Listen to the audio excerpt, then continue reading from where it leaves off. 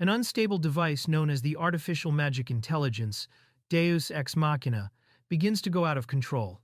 Its systems blare with alarms as it destabilizes, threatening to unleash chaos. From its rampage, monstrous creatures emerge endlessly, a torrent of beasts forming one after another, promising an infinite swarm unless the machine is stopped. Humanity faces the brink of annihilation as chaos spreads. Amid burning landscapes and rampaging beasts, a young man pushes himself forward, gasping for breath yet refusing to stop. Surrounded by danger and destruction, he clenches his resolve, determined to survive and fight back against the overwhelming threat. Amid the chaos, countless lives are lost as monsters strike relentlessly. With no means of counterattack, despair spreads across the battlefield. In desperation, the young man constructs a magic circle, summoning a towering wall of water. It is a fragile defense, but at least it offers a brief shield against the overwhelming assault. The beast closes in, its jaws wide as the young man realizes his defenses are useless. Caught by the relentless assault, he struggles desperately, wishing for the power to unleash offensive magic before it's too late. Blood splatters fade into darkness as the words, "Game over," appear. Removing his headset, the young man exhales in frustration, the weight of another failed attempt heavy on his mind. He removes the headset, frustration clear on his face. The VR game, a hyper-realistic simulation of history, weighs heavily on him, as he recalls the millions who perished within its scenario. Though it is part of his work, he finds it unsettling and questions why such grim experiences have become popular, glancing at his colleague, sleeping soundly nearby. Exhausted from sleepless nights, the young man works on materials tied to a historical VR game. Though he dislikes its grotesque nature, he studies it for its academic value. The game depicts a calamity from 630 years ago, when the artificial magic intelligence known as Deus Ex Machina awoke and unleashed chaos. In fear of its return, people banned dangerous magic and devices, hoping to prevent the birth of monsters once more. Late at night, exhaustion fills the office as one laments the strict ban on offensive magic, even within games. Meanwhile, his colleague quietly continues his work, channeling energy into a glowing magic circle. Using storage magic, he casually summons a can of coffee, preparing himself to push through the long hours ahead. In a world where offensive magic is forgotten, daily life thrives with peaceful spells and the progress of science. Amid the towering city lights, Minato embraces this balance, living quietly and content. Even simple gestures like sharing a coffee during long work hours reflect the calm and steady rhythm of his life. A thunderous crash shatters the calm as a massive 27-meter magic transport vehicle hurtles out of control. With a load capacity of 30 tons and moving at 300 kilometers per hour, it smashes through the building, threatening to crush everything in its path, including those inside. The vehicle's impact tears through the building, leaving rubble and smoke in its wake. Amid the devastation, a voice desperately calls out for a senior. Buried under the debris, the scene marked by destruction and despair. With fading strength and despair in his eyes, he silently wishes for a different fate. In his final thoughts, he prays that his next life will not end in such tragedy. Awakening in a forest with birds calling overhead, he realizes he is still alive. Confused, he wonders if he avoided a fatal blow. Remembering the last voice he heard before losing consciousness, he clings to the hope that his senior also survived. He wanders through the dense trees, confusion written on his face. The sounds of the forest surround him as he realizes he is far from the city. With uncertainty rising, he questions where he has ended up and wonders if this strange forest holds the answer. As he wanders the unfamiliar forest, he notices his body is unscathed, not even a scratch on him. Confusion gives way to a wild thought. Perhaps he has been reincarnated, just like in the novels he's read. Yet, with only mundane items like a notepad and pen stored away and no way to contact his company, he wonders anxiously what lies ahead in this strange new reality. While exploring, he discovers a battered device known as a magic data terminal, capable of retrieving information through mana. Though it looks old, it might hold the clues he needs. Testing it nervously, the device flickers to life with a glow, confirming it still functions and sparking a glimmer of hope. The terminal activates and identifies his location as Mynia Forest, a name completely unfamiliar to him. Surprised by its ability to respond with speech, he realizes this place doesn't exist in his knowledge. Curious yet unsettled, he commands it to display a map, hoping to understand the area. Though parts of the data remain incomplete, The map projects a glowing image of the surrounding lands, showing untouched mountains, flowing rivers, and medieval-style towns. Yet many regions remain blank, with no recorded data at all. As he studies the display, he realizes this world is vastly different from the modern life he once knew. Examining the glowing map, he concludes with certainty that he has somehow ended up in another world. As he studies the display further, a strange symbol resembling a skull catches his eye, leaving him uneasy about what dangers it might represent. The map reveals the presence of monsters, and soon he sees them with his own eyes.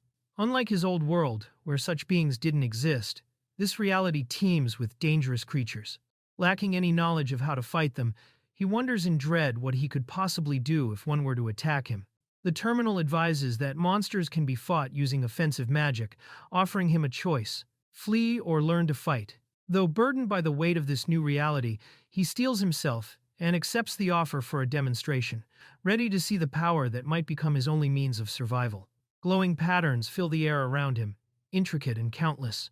He realizes they are offensive magic circles, each designed for combat. Overwhelmed by their sheer number, he stares in awe, knowing this power could change everything in his fight for survival. He reaches out to the glowing circles, awed by the power before him. Offensive magic, once forbidden and hidden, now lies within his grasp.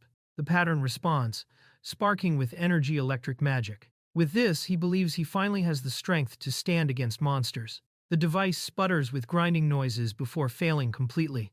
Shocked, he realizes it has broken, leaving him without its guidance. Drained and uncertain, he collapses onto the grass, staring at the sky as birds chirp around him, the weight of exhaustion settling in. With the device frozen on a single magic circle, he examines it closely.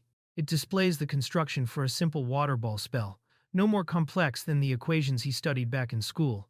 Realizing it might be the only magic he can rely on for now, he decides to test it, just as desperate cries for help echo nearby.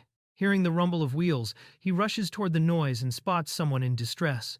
A young rider on horseback is being pursued, crying out desperately for help. Unease grips him, yet the urgency of the situation leaves no time to hesitate. The ground shakes as a massive beast bursts into view, its fangs bared and eyes filled with rage. The realization strikes instantly. It's a monster, far more terrifying than anything he's ever imagined.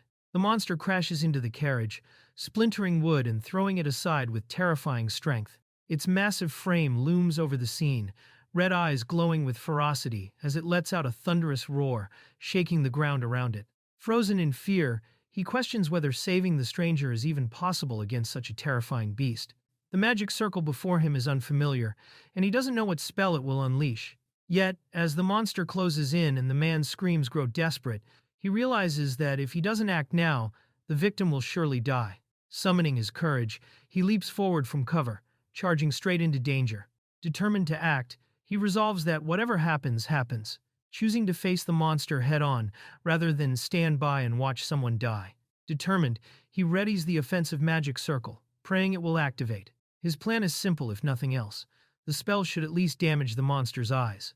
With resolve tightening his expression, he channels his hope into the glowing circle, willing it to work. Energy surges as the magic circle locks onto its target. His hand raised high, he channels the spell with precision, aiming directly at the monster's eye. The moment is charged with determination.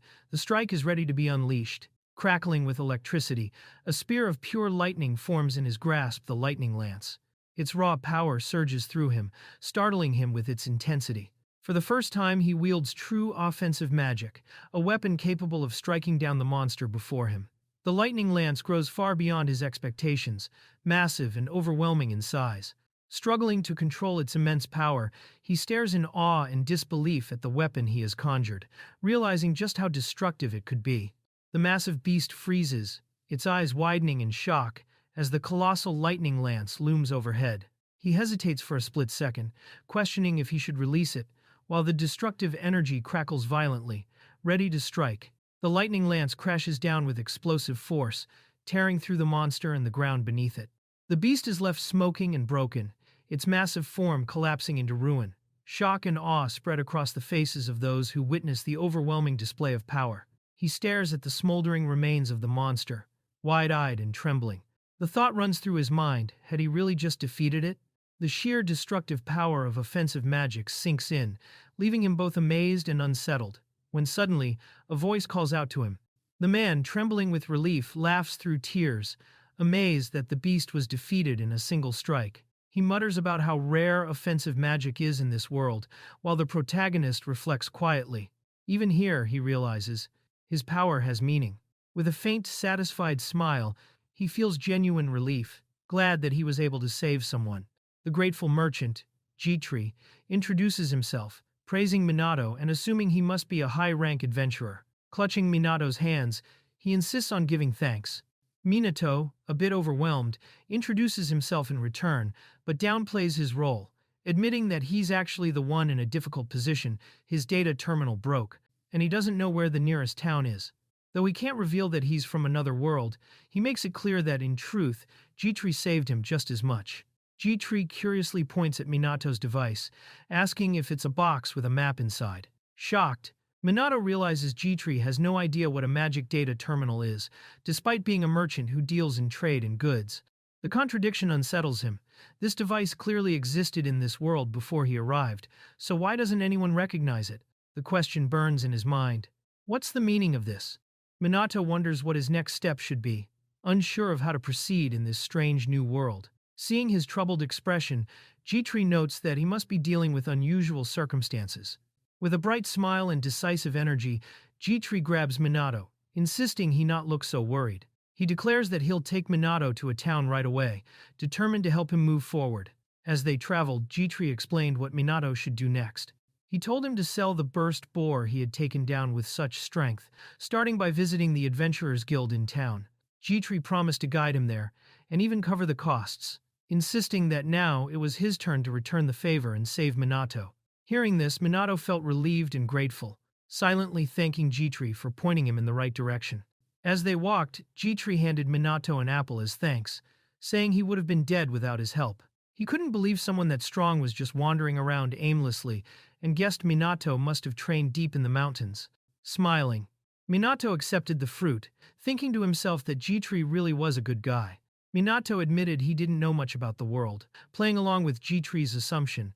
G-Tree laughed it off and suggested they leave quickly before nightfall, since more monsters would appear.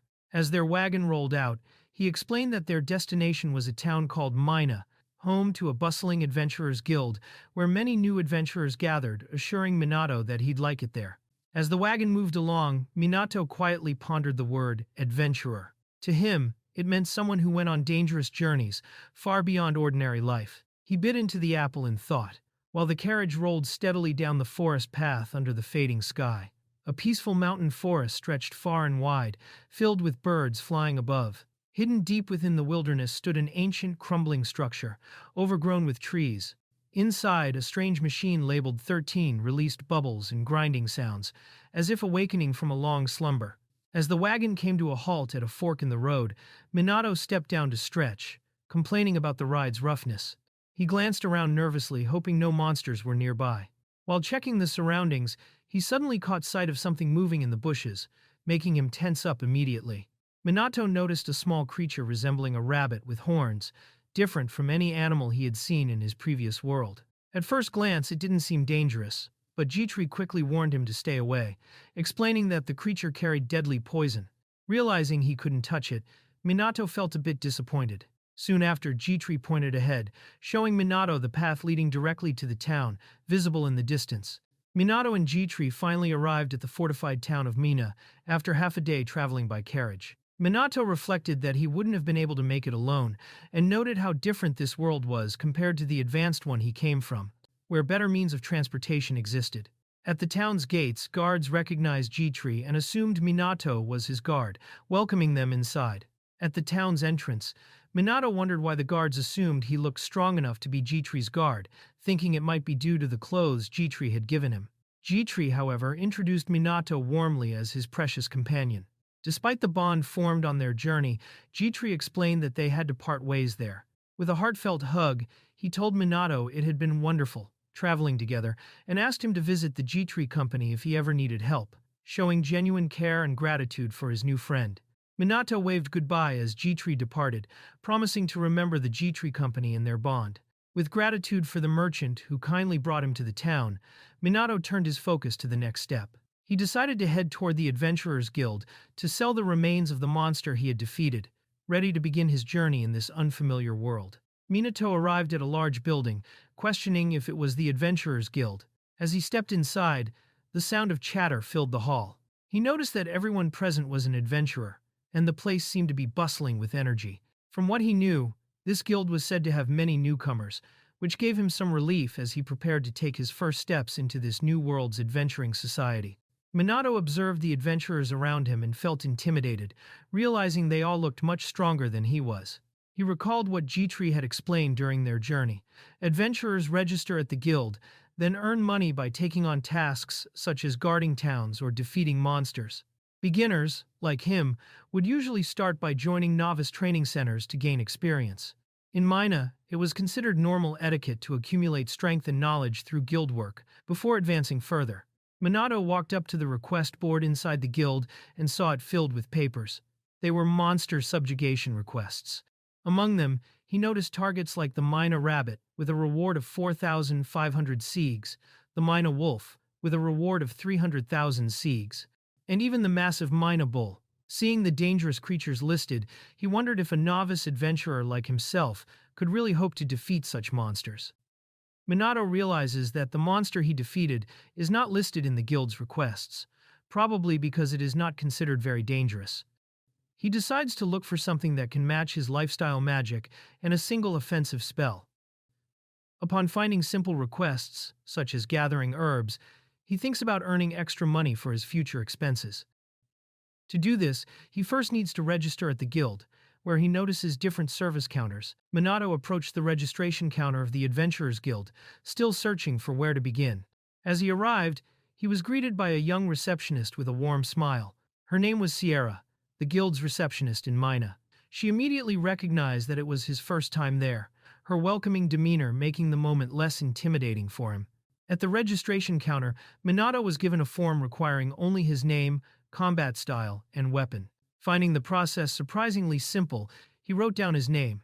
However, when it came to combat style and weapons, he hesitated. Having never touched a weapon before, he knew he couldn't handle any of them. In the end, he marked an X across all the weapon categories, leaving his form blank in that regard. Minato completed the form, deciding to register as a mage, despite it being his first time using combat magic. He left the weapon section blank, figuring he could buy one later if needed. As he wrote, he realized he could naturally read and write the unfamiliar letters of this world, likely an effect of his reincarnation. The process felt unexpectedly enjoyable as he finalized his registration. Minato handed over his registration form, and the receptionist looked at it with anticipation. She noticed he had chosen mage, but left the weapon field blank, which surprised her. Normally mages used wands, so his lack of one seemed unusual. Despite her hesitation, Minato stood firm on his choice. Minato learned that mages commonly used wands to stabilize their magic and reduce risks of misfires. The receptionist demonstrated one, showing how it functioned. Though to him it looked like nothing more than a stick, she encouraged him to test it himself, to understand its effect. Minato held the wand, doubtful of its usefulness. As he tapped it, a magic circle formed effortlessly, surprising him with how easily it responded to his touch. Minato activated the wand, producing a glowing orb of light. The magic felt overwhelmingly heavy, draining his strength quickly. Though the receptionist praised his potential for dungeon exploration, he realized that using such magic recklessly could easily cost him his life. Minato recalled that the light spell was one of the first he had learned back in elementary school, though it still demanded effort. Using the wand made the magic more stable, but it also slowed down the activation by blocking the flow of mana. Despite this, the receptionist clapped in admiration, praising his large light. Unsure of her intentions, Minato wondered if she was genuinely impressed, trying to boost his confidence, or attempting to sell him something, reminding him of persistent vendors from his old world. The receptionist explained that light magic was especially useful in dark dungeons, making it a welcome ability. Minato returned the wand, considering the idea of trying a dungeon someday. Curious, she then asked if he had aptitude in any other magical elements, leaving Minato puzzled by the question. The receptionist brought out a set of crystals designed to reveal elemental aptitude.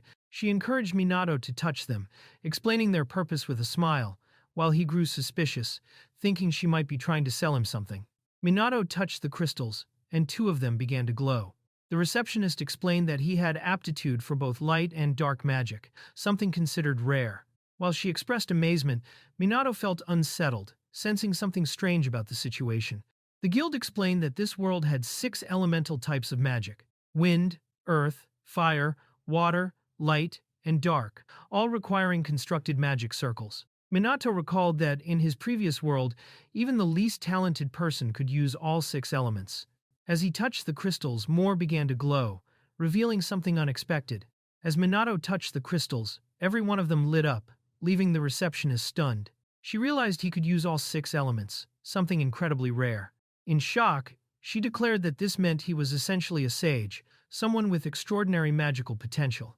The receptionist, overwhelmed with excitement, explained that sages were extremely rare. She revealed that the last sage, who had served as the magic division commander for the crown, died 5 years ago, and none had appeared in the kingdom since. Her reaction made it clear this wasn't an act to sell him something. Minato's abilities were genuinely extraordinary. Minato realized that in this world, being able to use all 6 elements was considered extraordinary.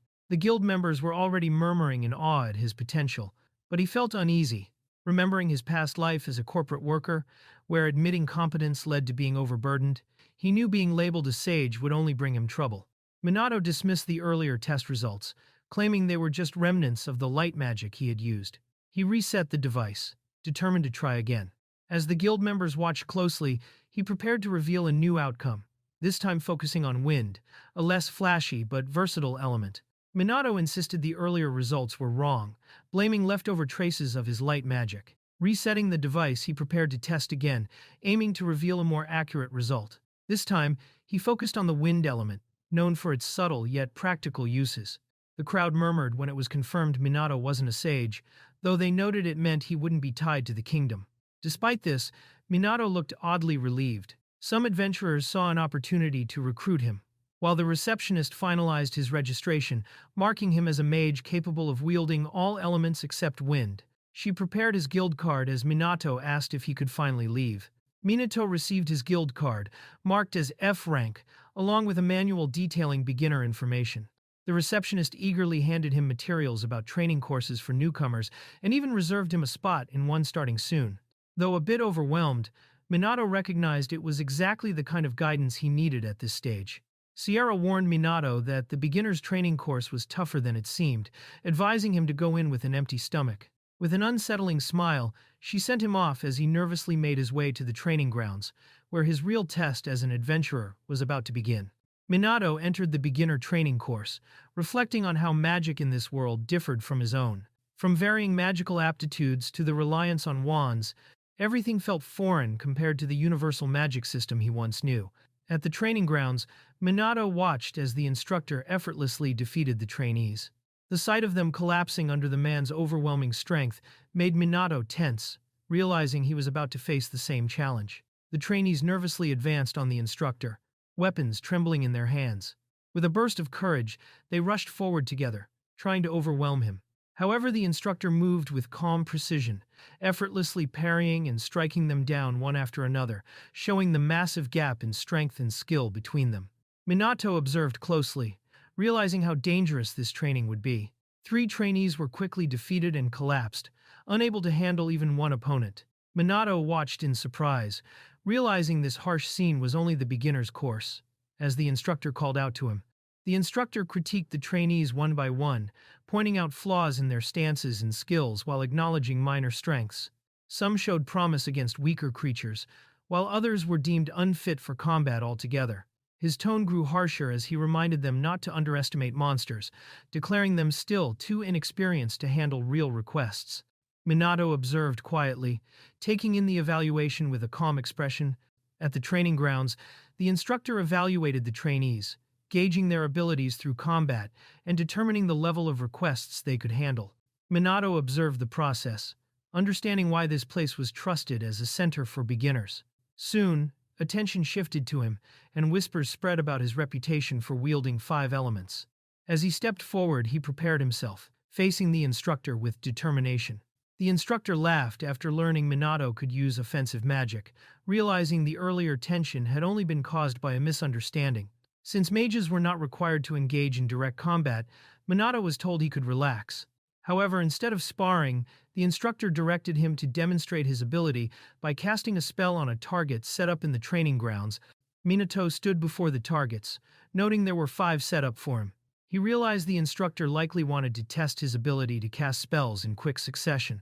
Calmly preparing himself, he began constructing a magic circle, ready to demonstrate his skills while reflecting on how the word mage carried a deeper meaning in this world. Minato faced the row of targets, extending his hand as a magic circle formed around him. Though only a beginner in offensive magic, he focused carefully, choosing precision over speed. Without a wand, he relied solely on his control, locking onto the targets with determination as he prepared to unleash his spell. Minato released his magic, striking the targets with precision. The first shattered, followed immediately by the second, explosions echoing across the training ground. The onlookers, including the instructor and other trainees, were left wide-eyed and stunned by the unexpected display of power. Magic circles flared as Minato unleashed his spells one after another, each shot spaced with precise timing. The third target shattered, then the fourth, leaving the crowd astonished. With calm focus, he prepared for the final strike, declaring it to be the last one, as energy gathered once more in his hand. The final spell struck with overwhelming force, destroying the 5th target and even toppling a watchtower behind it. Flames spread across the range as smoke rose into the air. Minato lowered his hand with a relieved sigh, while the instructor and trainees stared in stunned disbelief at the sheer power he had displayed. The instructor stared in shock at the burning targets, realizing something was off. Normally, those dummies endured powerful spells without catching fire, yet Minato's magic had ignited them with ease. The unusual nature of the attack left him unsettled, admitting to himself that he couldn't handle the boy's abilities. Confused by the reaction, Minato simply looked on, unaware of how extraordinary his magic seemed to everyone else. A new figure appeared, introducing himself as Magicus, the guild's magic instructor. Calm and analytical, he observed Minato closely, noting the strange power he had just displayed. While claiming that a beginner's offensive magic should normally be far weaker, his eyes lingered on Minato with curiosity, especially after realizing the boy had cast spells without a wand. Magicus demonstrated that while Minato's display of magic was powerful, it wasn't something suited for direct combat. Instead, he explained that mages served as support members, aiding swordsmen and bowmen who handled the frontline offense. Minato listened carefully, realizing the role of a mage in a party was different from what he initially imagined. Minato finally understood why mages were often regarded with indifference. Most were seen only as support members who created openings for frontline fighters. Offensive magic wasn't usually their role, unless someone possessed overwhelming power. Hearing this explanation, he realized his own case was different, as his abilities set him apart from ordinary mages. Recognizing Minato's unusual talent, Magicus shook his hand firmly, acknowledging him as a true adventurer. He explained that, with such ability, Minato could stand on the front lines, even among high-ranking parties, a rare position for a mage. Though offered further opportunities, Minato humbly declined, content with the acknowledgement he had received. Minato admitted he had only just registered as an adventurer, and felt it was too soon to take on greater responsibilities in a world still unfamiliar to him. With curiosity, he asked why ordinary mages had such weak offensive magic. His question shocked those around him, as they explained that what he considered weak was in fact the normal standard for magic. Magicus explained that only top-class adventurer mages could use lightning magic like Minato had shown, and even then, they would be drained after just 3 shots due to its immense mana cost. Minato, however, realized that based on his earlier expenditure, he could probably fire dozens of times before running out of mana. While impressed with the offensive power of his magic, he also noted the limitation of having only one spell, and the risk of facing monsters resistant to lightning in the future. Minato nervously admitted that the lightning spell he had used was actually the very first offensive magic he had ever learned, and he didn't know any others. His words left the instructors and trainees stunned, amazed that such power had come from someone so inexperienced. Wanting to improve, he asked if there were books he could study to learn more about offensive magic, once again astonishing everyone with his humility despite his overwhelming talent. Minato decided to practice magic further, and he was directed to a forest west of town where no monsters roamed. Grateful for the suggestion, he accepted eagerly, already showing the initiative and mindset of a true adventurer, despite having only just begun his journey. Out in the quiet forest, Minato prepared to review what he had gained so far, opening the large tome he carried with confidence. Back at the guild, the receptionist, inspired by his determination and talent, resolved not to fall behind either, clenching her fist with renewed motivation. Minato opened the massive tome known as the Offensive Magic Compendium, a book praised for its accuracy and detail. Though it contained over 1,000 pages, he resolved to go through it eagerly. With excitement shining in his eyes, he looked forward to discovering the kinds of offensive magic used in this world. As Minato flipped through the tome, his expression darkened with disbelief. The spells described were shockingly inefficient and weak compared to his own magic. Realizing the limitations of this world's system, he finally understood why mages here were considered so powerless. Closing the book with a firm hand, he muttered to himself in frustration, unwilling to accept such inadequacy. Reflecting on the differences between his own knowledge and this world's magic system, Minato reconsidered his judgment. Perhaps what seemed inefficient at first glance held hidden value. Deciding to test it, he activated a spell from the compendium. With a glow and a swirl of energy, he successfully cast storage magic, proving that even unfamiliar theories had practical uses. Minato carefully copied the magic circle from the book into his own notebook, reconstructing it exactly as written. Activating the spell, flames took shape in his hand, resembling the fire magic used by the instructor earlier. Observing its strength, he noted it was indeed similar, confirming that the compendium's spells functioned as intended, though their power was modest compared to his own abilities. As Minato analyzed the magic circle, he noticed how overly complicated it was. Many parts were redundant, repeated unnecessarily, and only served to weaken the spell's efficiency. Compared to the simpler and more effective lightning magic he had used before, this structure was bloated with useless elements. Frustrated, he began crossing out the unnecessary components, determined to streamline the design into something truly functional. After simplifying the magic circle by erasing unnecessary parts, Minato reconstructed it with 10% fewer lines. Activating the spell again, he was amazed to see the flames burn even stronger than before. His theory was confirmed. The true power of magic revealed itself when stripped of needless complexity. Studying the magic circles more closely, Minato noticed another flaw. Every line in the book's design was drawn with the same thickness, wasting mana. He realized that circuits for control should be thinner, while those for generating the main spell should be much thicker. By adjusting these proportions and replacing redundant symbols, he could fine-tune the circles for greater efficiency and performance. Minato smiled with determination, realizing that even knowledge as simple as what he had learned in elementary school was enough to vastly improve the magic of this world. With his refined approach, he was confident that he could surpass ordinary limits and excel as an adventurer, using this improved magic to carve his own path forward. Having finished his adjustments, Minato proudly held up his notebook, now filled with his personal offensive magic optimization notes. Excited to put them to the test, he prepared for a new trial. Nearby, an onlooker watched curiously, wondering what exactly he was planning to do. Placing his hand on the newly drawn magic circle, Minato activated it. The circle glowed brightly as it absorbed his mana effortlessly, feeling far lighter and more natural than before. He sensed a path open within his body, the flow of energy aligning intuitively, confirming that his optimized design worked perfectly.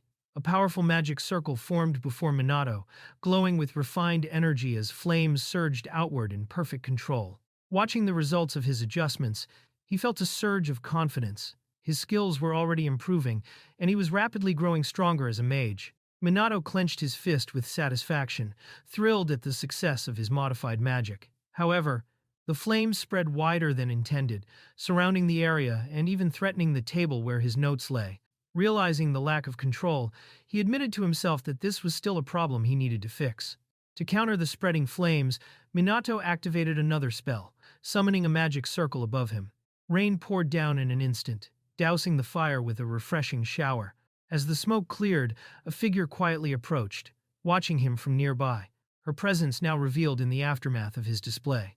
The girl watching was left amazed, whispering in awe at Minato's display of magic. Meanwhile, he eagerly returned to his notes, filled with excitement at the possibilities. Determined, he resolved to refine and enhance even more spells, ready to push the limits of what this world's magic could achieve. As morning light streamed through the window, Minato awoke to the sounds of roosters and the bustle outside. Looking out, He observed the lively scene of townsfolk, adventurers, and animals mingling together. Taking it all in, he reflected on how different this world truly was compared to the one he had known before. As he ate his breakfast, Minato looked tired, catching the innkeeper's attention. He explained that he had been up all night, excited to improve the magic circles in the compendium of offensive magic. Proudly, he showed that he had already collected several improved circles. The man was surprised by the idea of anyone modifying magic, since no one there seemed to care about improving them. Still, Minato reminded himself that, as an adventurer, he should go to the guild soon if he wanted to take on new quests. As he ate and thought about the day, Minato debated whether he should accept requests from the guild. He had enough money from Jietri to cover his current expenses, but what he really wanted was to test the magic he had improved. Resolutely, he stared at his notebooks and the compendium of offensive magic, convinced that he would experience the potential of his new spells. In front of the Mynia Guild's bulletin board, the place was overflowing with adventurers, all scrambling to secure requests. The atmosphere was loud and chaotic, with the crowd pressing forward to reach the available jobs. Minato arrived late, catching the attention of the guild receptionist, who immediately pushed him toward the mass of adventurers. Without much choice, he was shoved right into the thick of the crowd, ready or not to compete for his first request. Pushed into the crowd, Minato managed to spot a request that immediately caught his attention. It offered a reward of 300,000 siegs for a simple task, just casting offensive magic. He realized that this amount was equivalent to a month's wages for a normal adult, making it an incredible opportunity. More importantly, it would allow him to practice his magic freely without the need to fight monsters. Seeing it as the perfect request to test his abilities, he quickly claimed it with determination. At the guild, the morning chaos was in full swing as adventurers scrambled to snatch up requests. Minato, caught off guard, was swept into the stampede and nearly crushed by the crowd's frenzy. Amid the noise and pushing, it became clear that this rush was a daily occurrence in Mynia, known as the request scramble. Watching from the side, the receptionist noted that Minato had just experienced his first true trial as an adventurer, a chaotic initiation that came sooner than expected. Exhausted but relieved, Minato managed to snatch a request from the chaotic scramble. Catching his breath, he handed it over to be checked. The job turned out to be a general request to recover magic jewels from ancient ruins. It was identified as the safest type of task available for F-rank adventurers, something that carried little risk compared to the more dangerous missions others might face. The receptionist explained that while the request wasn't dangerous, it was quite difficult. The ancient ruins held very few magic jewels, making success largely dependent on luck and skill. She considered recommending other tasks, but most were beyond Minato's current rank. As she sorted through the remaining requests, she realized there wasn't much suitable for him, wishing he had a higher rank to take on better opportunities. Suddenly, she called out to him urgently. The receptionist urged Minato to raise his rank quickly, explaining the guild's ranking system. Ranks reflected an adventurer's strength and contributions, with higher ranks granting access to better requests and greater rewards. Minato recalled that the beginner's manual contained the specific requirements needed to increase his rank, prompting him to check it for guidance. The requirements to raise rank were clear. An adventurer needed to demonstrate combat ability by completing requests, and then pass an exam set by an examiner. Minato, however, found the whole process bothersome. Deciding to focus only on testing his improved magic for now, he chose a request, despite the receptionist's disapproval, determined to proceed on his own terms. Minato arrived at the outskirts of the ancient ruins, gazing over the sprawling landscape. He reasoned that the closest ruins had likely already been searched by others, so he planned to head toward the more distant ones, in hopes of finding untouched magic jewels. As he considered his approach, his stomach growled, reminding him he hadn't eaten. Deciding to have lunch before setting off, he prepared himself for the exploration ahead. Minato enjoyed a simple meal prepared at the inn, relieved that the food in this new world was edible and surprisingly tasty. While savoring his lunch under the shade of a tree, he heard a loud stomach growl nearby. Realizing it wasn't his own, he turned to notice someone else close by, clearly hungry and watching him eat. The woman curiously sniffed around Minato, her hunger making her act almost like a small animal. Confused but sympathetic, Minato offered her some of his food. She hesitated at first but quickly accepted, eating eagerly beside him as they shared the meal together. The girl recognized Minato as the one who had unleashed a massive fire spell the day before. Realizing she must have seen his test shots of improved magic, Minato quietly acknowledged it. As she eagerly ate the food he shared, He couldn't help but notice again how she acted just like a small animal, nibbling away with innocent enthusiasm. After finishing her meal, the girl expressed her gratitude, admitting she had been starving. Minato noted her healthy appetite. When he mentioned heading to the ruins to search for magic jewels, she grew curious and intrigued. Her eyes lit up as she described the adventure as something exciting and heart-pounding, her enthusiasm shining through with a bright smile. The girl confidently claimed she could sense treasure in the ruins, though she also warned that monsters might be present. She quickly introduced herself as Amy, just before realizing she was late for an important exam and rushing off. Minato, introducing himself in return, wondered if she was aiming to become an adventurer. Noting the sword she carried as proof of her intentions, Amy dashed off at incredible speed, leaving Minato impressed by her agility. Watching her go, he hoped she would succeed in her exam. With that thought, he turned his focus back to his own path and continued walking into the forest. Minato arrived at the ruins, their towering structures covered in cracks and vines. Though it was considered a safe request, he reminded himself that didn't mean monsters wouldn't appear. Staying cautious, he examined the remains and was surprised to find reinforced concrete among the ruins, a sign of something far older and more advanced than he expected. Minato compared the ruins to the nearby Mynian buildings, realizing the ruins were built with far more advanced materials than the brick houses of the town. Remembering Amy's words about something exciting behind the triangle, he decided to investigate further, trusting her hint, since she didn't seem untrustworthy. Minato discovered a hidden mechanism on the ground. The inscription explained that the door would open when mana flowed through it. Channeling his power, he activated the device, and the hidden passage clicked open, revealing that it had likely been used by others in the past. Inside the ruins, Minato stayed alert, weapon in hand. Suddenly, danger struck, forcing him to react quickly. He unleashed a surge of offensive magic, lightning bursting forward with immense force, narrowly fending off the sudden threat. Minato watched in shock as the weapon he had just fought twitched unnaturally on the ground. It wasn't just a weapon, it was alive. A strange creature shaped like a blade, sparking with energy, revealed itself. He realized he was facing a knife monster, an unexpected and bizarre foe lurking within the ruins. Minato examined the strange creature, noticing it had sprouted legs, making it resemble a magical machine more than a true monster. Confused about whether it had really attacked him, he decided to keep it for now. Despite not finding any magic jewels yet, he reminded himself that he still needed to test his improved magic, and carrying this oddity might prove useful. Minato decided to press forward, stepping cautiously into the deeper parts of the ruins. The long, dim corridor stretched ahead, its silence heavy and unsettling, but his resolve pushed him further inside. As Minato ventured deeper into the ruins, he conjured a glowing orb of light that floated beside him, illuminating the dark corridor. Each step echoed against the stone, the air thick and stale, carrying the weight of a place long abandoned. Minato walked cautiously through the ruins, his footsteps echoing against the stone floor. Large cobwebs stretched across the hallway, suggesting the place hadn't been explored in a long time. The thought crossed his mind that he might have stumbled upon a hidden treasure, though he reminded himself to stay alert.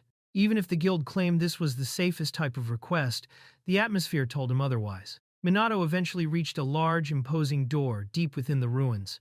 Its heavy lock and untouched surface made it clear that no one had opened it before. He examined it carefully, knocking lightly, but the silence confirmed his suspicion.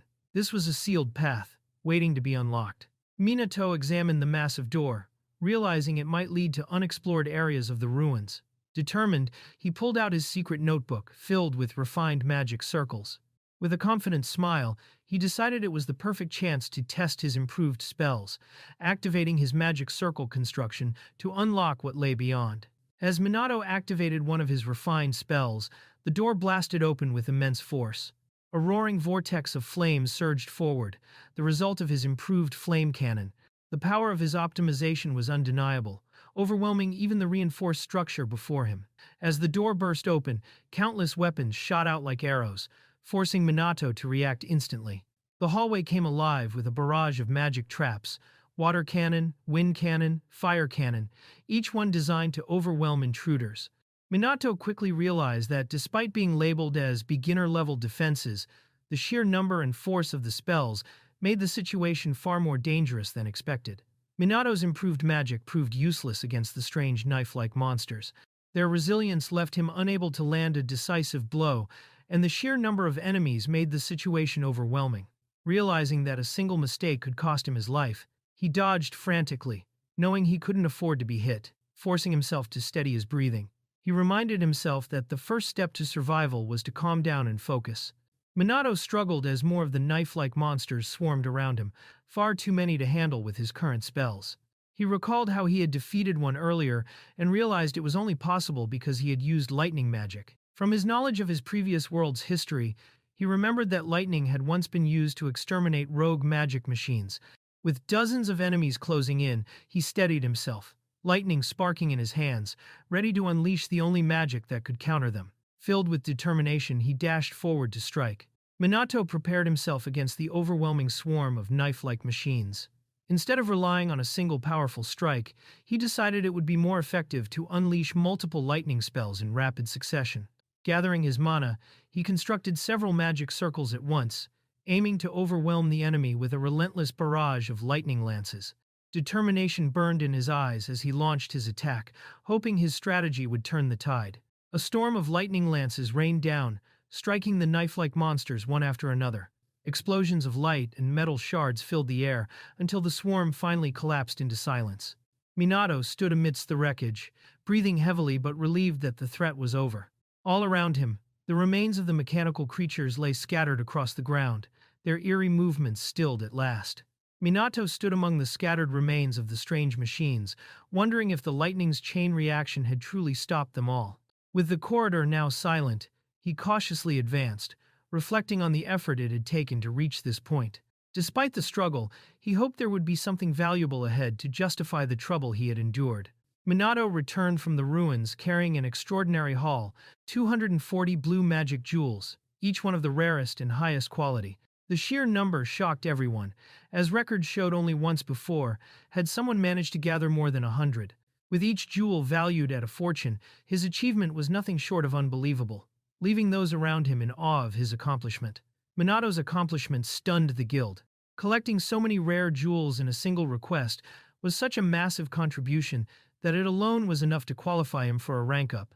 The guild staff reminded him that after completing just one subjugation request, all that would remain would be the exam, marking his chance to officially rise in the guild ranks.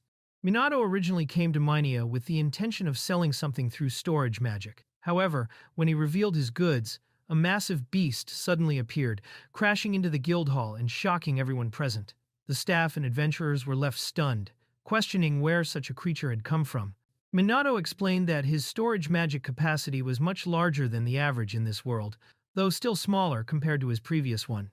While traveling to town, he had slain a massive burst boar and stored it away, surprising everyone when he revealed it. Since there happened to be a subjugation request for the creature, the guild accepted it immediately, marking it as cleared.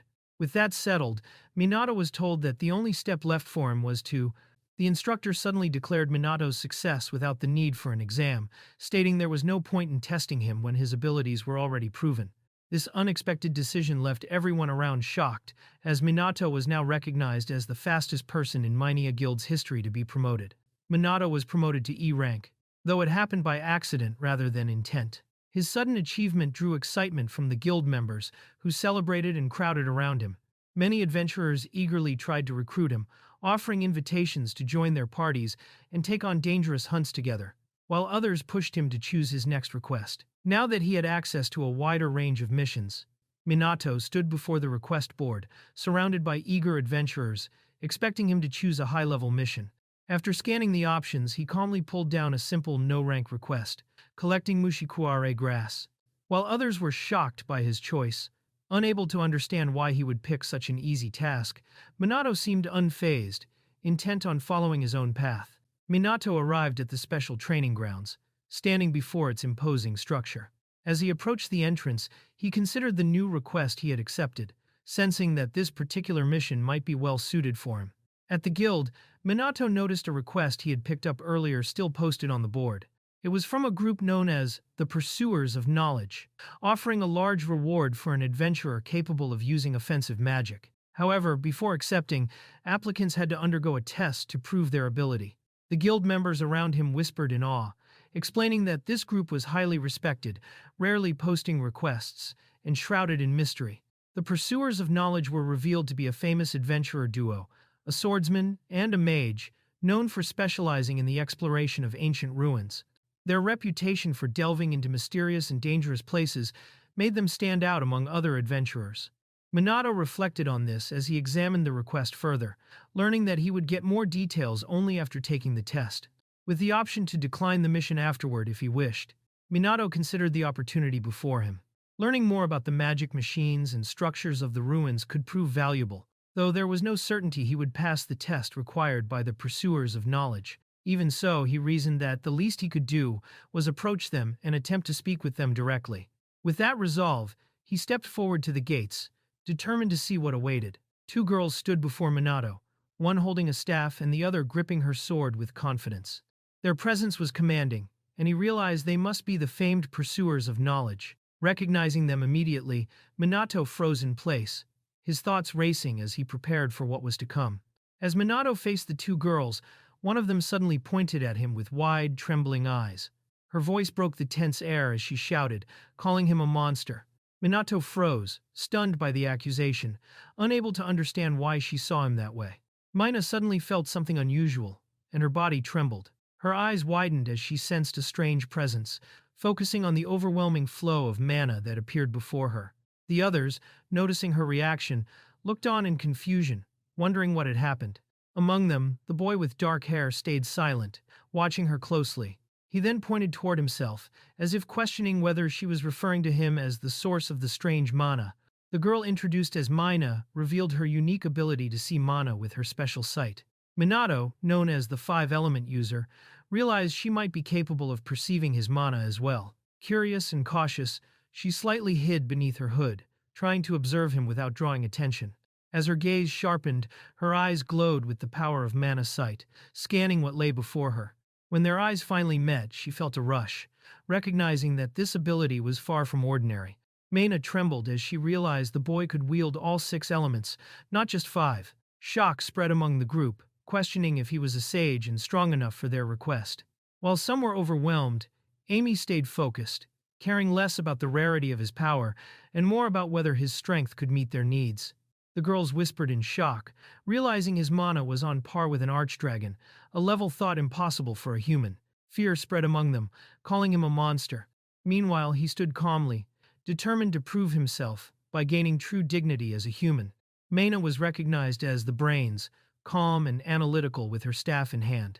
Amy, on the other hand, stood proudly as the brawn, radiating energy and confidence.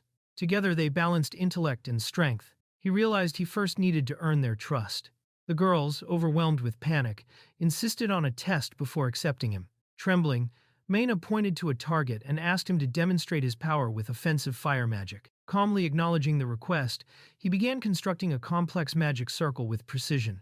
Energy surged as glowing patterns formed in the air, leaving the others wide-eyed at the sheer control and power he displayed. Fiery butterflies took shape, fluttering gracefully before latching onto the target. What seemed beautiful at first erupted into overwhelming flames, consuming it with devastating power that left the onlookers stunned. The blast left a charred mark on the wall, but nowhere near the intended target.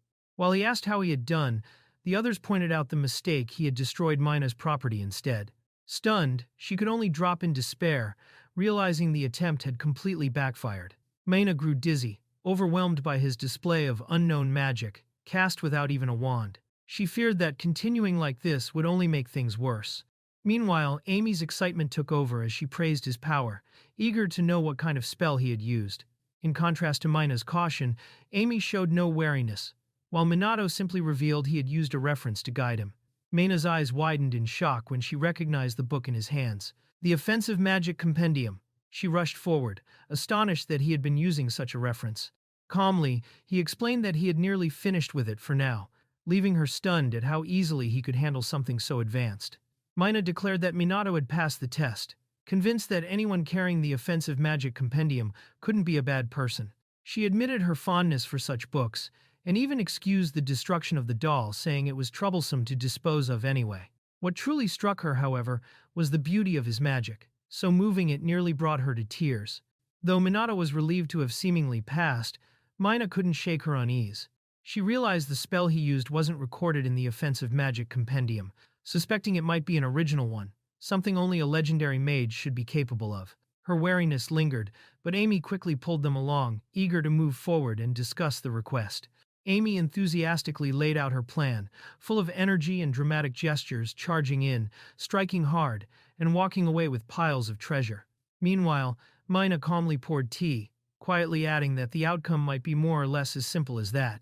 Amy excitedly explained their situation, though her words were a bit chaotic. Minato pieced it together. There were unexplored ruins blocked by a monster that was weak to fire, and they wanted him and Mynia to handle it with offensive magic. While Amy celebrated his understanding, Mynia quietly observed him, still unsettled by the aura of his mana. As the group prepared to depart, Minato grew uneasy. His instincts told him the request wasn't as simple as casting a bit of offensive magic. He suspected there was more hidden behind the task, and it could prove far more dangerous than it first appeared. While the others drank calmly, Minato stated he hadn't decided on accepting the request yet. He stressed the importance of not rushing, since small but critical details could be missed. He noted the poster even allowed refusal after hearing the full terms, reminding them that contracts needed to be approached with caution. Amy, however, was fixated on the promise of treasure and eager to join him regardless. Mynia laid out the payment terms: a guaranteed minimum pay, along with half of all artifacts recovered from the ruins. The offer seemed unusually generous, especially with 3 people involved, making Minato suspicious of the deal. Amy was confused by the sudden change from their original plan, while it became clear to him that Mynia was offering far more than expected. Amy celebrated the plan as if everything made sense, but Minato caught on to a troubling detail. They had originally intended to hire 10 mages, yet not one of them could actually use offensive magic. Mynia admitted their initial strategy was to brute force the monster with sheer numbers, a revelation that only highlighted the flaws in their approach. Mynia explained that while most mages struggled with offensive magic, his power alone was enough to replace 10 people. With her mana sight, she was certain he could handle the task, even without her help. The plan was simple. He would provide the firepower while they guided him. As both girls stared at him intently, Minato realized they were clearly trying to flatter him into agreement. Minato reflected on their unexpected honesty, something he had never experienced in his former corporate life. They could have offered him far less, yet they hadn't. Still cautious, he asked the crucial question, the true danger level of the request. Both Mynia and Amy froze, caught off guard, unable to give an immediate answer. When asked about safety, the girls firmly stated that no adventurer request was ever truly safe. Despite their youthful appearance, they carried themselves with the aura of seasoned veterans. Minato couldn't help but notice the contrast between their age and the experience that radiated from them. The girls told him plainly that if things became too dangerous, he could run away, and they would do the same. Minato realized they couldn't guarantee his safety and were leaving the decision to him. Remembering his past life, he thought about how those were the kinds of words he had once longed to hear. Encouragement to judge things for himself, rather than being forced into hardship. Minato reflected on the freedom that came with being an adventurer, earning rewards, claiming spoils, and relying on his magic for emergencies. Weighing the risks, he decided it was acceptable as long as retreat was an option if danger became overwhelming. With that resolve, he agreed to move forward. Minato accepted his role, determined to step forward as an adventurer. He looked ahead to working with the 2 girls, recognizing them as pursuers of knowledge. As night fell before their departure, the group shared lighthearted remarks, their resolve and anticipation setting the stage for the journey to come. Lying awake in his room, Minato found himself more excited than he expected, unable to sleep. He considered getting up, thinking about how Amy would most likely guard him if danger arose. As a mage, his role was support, but even in the face of monsters, he felt a sense of anticipation for what lay ahead. Minato thought about the upcoming request, determined to give his best since he would be rewarded with both payment and spoils. Simply relying on protection didn't suit him. Remembering what he had learned from studying offensive magic, he considered creating his own spells, planning to build them little by little through his growing knowledge of their construction. Minato decided he needed at least one powerful offensive spell of his own. Unlike the magic circles in the compendium, which were designed for casual use with low mana cost, his goal was different. He resolved to ignore efficiency and focus on creating a super powerful last resort spell, one that could turn the tide in critical moments. Minato successfully completed his magic circle, more intricate than those in the compendium. However, the spell demanded a heavy cost, 80% of his mana. Curious about its true strength, He began calculating the potential power it would unleash when invoked. The spell's results far exceeded his expectations, its power overwhelming. Realizing the danger, he noted that a single mistake could annihilate his entire party. With a sigh, he decided it was too risky and sealed the spell away, choosing not to rely on it. Arriving at the ruins, Minato realized the others had already gone ahead. Just as he had resolved to take things seriously, he found himself left behind, standing alone at the entrance. Minato heard the threatening cry of a monster and quickly spotted his companions engaged with it. A winged beast loomed before them, its horn glowing as it gathered mana. Mynia warned of the buildup, while Amy readied herself confidently for the fight. Amy dashed forward without hesitation, sword in hand. With a swift and powerful strike, she slashed through the monster, her attack landing cleanly and driving the beast back with force. By the time Minato caught up, the fight was already over. The girls had slain a Mija bat, a monster worth a hefty subjugation reward. Amy, grinning and covered in its blood, eagerly suggested they hunt down more for profit. Watching her enthusiasm, Minato felt no desire whatsoever to fight such creatures himself. The group arrived at a massive spiral staircase leading deep underground. Mynia and Amy moved with ease and excitement, guiding the way without hesitation. Minato followed, taking in the scale of the structure. These were the unexplored ruins the two had discovered. As they descended deeper into the ruins, Minato struggled to keep pace, relying on self-enhancement magic just to match their movements. Mynia and Amy moved effortlessly, their skill and confidence far above that of ordinary adventurers. The scale of the ruins overwhelmed him, and he wondered if he could truly live up to the high expectations placed upon him. The group finally stood before the colossal ruins, a structure so vast and imposing it left even the seasoned adventurers in awe. Minato gazed at it with wide eyes, realizing it was his first time seeing something of such scale. The sheer size of the ancient site carried a weight of history and mystery, setting the stage for the challenges ahead. As they examined the entrance to the ruins, Minato noted how well hidden it was, covered in moss and ivy, to the point he hadn't noticed it at first. He realized the rocks themselves were concrete, proving the site's man-made origin. To find such a concealed entrance would normally require sharp perception and knowledge of ancient ruins. Surprised, he thought Mynia had discovered it, but Amy revealed herself as the one who found the entrance. Mynia quickly admitted she was simply wandering around when she stumbled upon the ruins, laughing and making light of the situation, leaving Minato shocked that it was pure chance. Amy's unusual talents quickly became apparent. While a normal person would have never stumbled upon such a hidden place, she moved with a carefree attitude, guided by instinct alone. She sniffed the air with excitement, following a scent that only she seemed to notice. Before long, she bounded ahead energetically, her movements light and nimble, until she uncovered a small treasure with childlike delight. To her companions, it became clear that Amy possessed a peculiar sense that allowed her to find things others would easily overlook. The group advanced through the building, stopping before a massive door radiating an oppressive energy. Even without any clear signs, the atmosphere alone revealed the danger lurking beyond. They knew the monster they sought was just ahead, its presence pressing heavily on their senses. Steeling themselves for what awaited, they stood ready, aware that the true challenge lay just beyond that threshold. He reminded himself of his role, a mage whose duty was to unleash offensive magic. Having accepted the request, retreat was no longer an option. Determined to see it through, he prepared himself as his companion raised a staff toward the great door, ready to face the battle ahead and finish the task swiftly. They analyzed the enemy's weakness, noting that fire would be their advantage and that destroying its core would end its movements. Knowing the fight ahead would be long and demanding, they steeled themselves.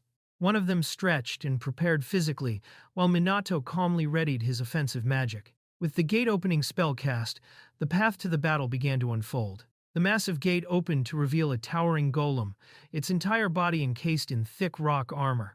The creature's sheer size and weight shook the ground as it moved, radiating an overwhelming presence. Without hesitation, the group charged forward, ready to engage the gigantic foe in battle.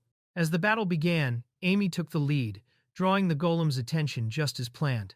With swift movements, she leapt toward the massive creature and delivered a powerful kick, forcing it to react. The golem roared in response, its focus now locked on her, while the others understood why she had been chosen to open the fight. The golem's massive fists crashed into the ground with brute force, shaking the battlefield. Though its attacks were simple, the sheer power behind them made them dangerous. Amy continued to bait it, keeping its focus on her as it pursued. Watching closely, Minato noted the creature's weight and strength. Its rocky body, though crude, carried the crushing force of tons, making each strike a lethal threat. The golem's body, even when struck, quickly regenerated, making physical attacks useless. The only true way to defeat it was through magic. Amy kept the creature occupied, darting around with remarkable reflexes and agility, buying precious time for her companions. While she engaged the enemy head-on, the others prepared their next move, relying on her skill to keep the battle under control. Mynia focused her mana sight, pinpointing the exact location of the golem's core. Knowing Minato lacked experience in fighting monsters, she decided to set an example for him.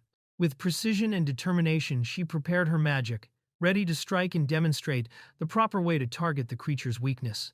Mynia's spell struck the golem's core directly, confirming her accuracy. She immediately prepared to fire again, urging Minato to join in. Though her offensive magic lacked raw power, it served as a precise marker, revealing the weak point for follow-up attacks. With the target exposed, the strategy became clear. Concentrate their magic on that exact spot until the enemy was brought down. Minato stepped forward, gathering his strength as flames swirled around his hand. With determination in his voice, he unleashed his spell, an improved flame shot directed straight at the golem's exposed core. His firepower surged to support the team, marking the start of their coordinated assault. The combined flames surged through the air, colliding directly with the golem's core. The impact erupted in a violent explosion, shattering its rocky armor and sending fragments flying across the battlefield. Minato and Mynia stood side by side, their coordinated magic overwhelming the creature as the blast tore through its defenses. Mynia looked on in shock as Minato revealed his true power. Surrounding himself with multiple spheres of blazing magic, he prepared to unleash them all at once. Calm but resolute, he declared his nature someone who always carried out a task to the fullest once it was entrusted to him. Minato unleashed a relentless barrage of flames, determined to obliterate the golem's core beyond any chance of recovery. A task that was originally meant to require 10 mages was now being carried out by his overwhelming power alone. Though the first strike had already been enough to finish the job, he continued to pour out his magic, wanting absolute certainty.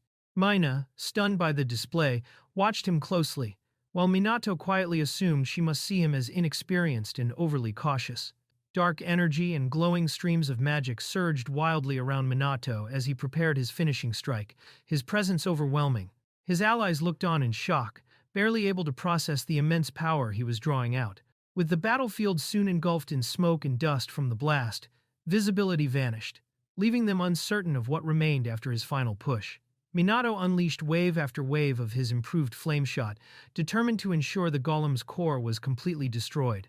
Aware of its regenerative abilities, he refused to let even the slightest chance of recovery remain. What was expected to be a long, drawn-out battle ended swiftly under his relentless assault, leaving his companions stunned at the overwhelming display. Minato unleashed a relentless storm of explosions, each one shaking the battlefield with deafening force. Smoke and fire engulfed the area as his determination burned through. He had taken on the job, and he intended to fulfill it completely. His allies, overwhelmed by the thunderous blasts, could only watch in awe and confusion as the sheer scale of his power left them stunned. When the dust finally cleared, the battlefield revealed nothing but rubble and scattered fragments. The golem had been completely annihilated. Its once massive form was no longer even recognizable, reduced to debris by the overwhelming assault. Amy and Mynia stared in disbelief, trembling at the sheer destruction. Minato, realizing the extent of the damage, admitted to himself that he might have gone too far. With the battle over, Minato hesitantly questioned if the mission could be considered a success, though unease lingered after his overwhelming display. His companions silently acknowledged it, but their wary expressions showed that trust might need to be rebuilt. Collecting what remained of the spoils, the group prepared to return to the guild, their task complete, though the weight of what had happened still hung in the air. Mynia and Amy, still shaken but reassured by his strength, asked Minato to continue accompanying them. Their earnest request left him silent for a moment as their gazes pressed on him. Though he tried to appear reluctant, inside he acknowledged a weakness he could never ignore those who depended on him. With a nod, he accepted, realizing he would be working alongside them longer than expected. Inside the ruins, Amy eagerly hunted for treasure while Minato searched in vain. Hearing her voice but unable to see her, he caught a pleasant scent and wondered if he too possessed a knack for detecting treasure. The group shared a freshly prepared meal, its rich fragrance filling the air. Made from the burn frog Minato had caught. The dish carried a wild flavor yet proved surprisingly delicious. Savoring it, Minato felt grateful for such a satisfying reward after their hard work. The party ventured deeper into the ancient ruins, navigating its maze-like passages. Minato handled the smaller monsters along the way, while Mynia marked their path and supported with her mana sight. Amy, guided by her sharp sense for treasure, pressed forward without hesitation, allowing the group to steadily advance through the twisting corridors. Their teamwork allowed them to progress deeper into the ruins than expected. Minato swiftly eliminated monsters while Mynia's mana sight revealed their weaknesses, saving time and effort. Amy continued the search unhindered, and together they functioned like a well-formed party, each role complementing the others perfectly. Mynia, flustered and animated, praised Minato's abilities, though he credited their success to her skill as a sage. While she became boisterous, the group continued forward, reflecting on how their progress was only possible thanks to her support.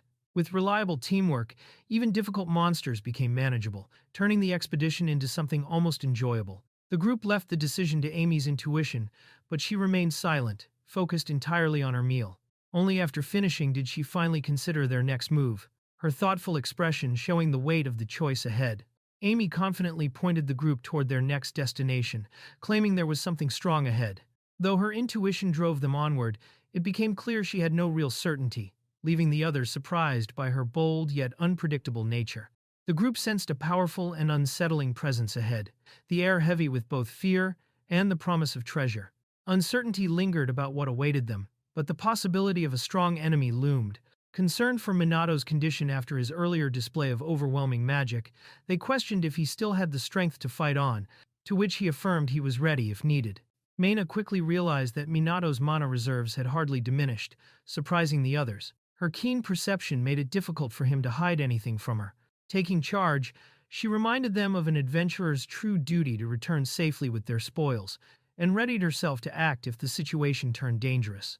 Minato firmly reminded them to retreat if danger struck, emphasizing safety above all. With that settled, the group quickly shifted back to treasure gathering, moving with speed and efficiency.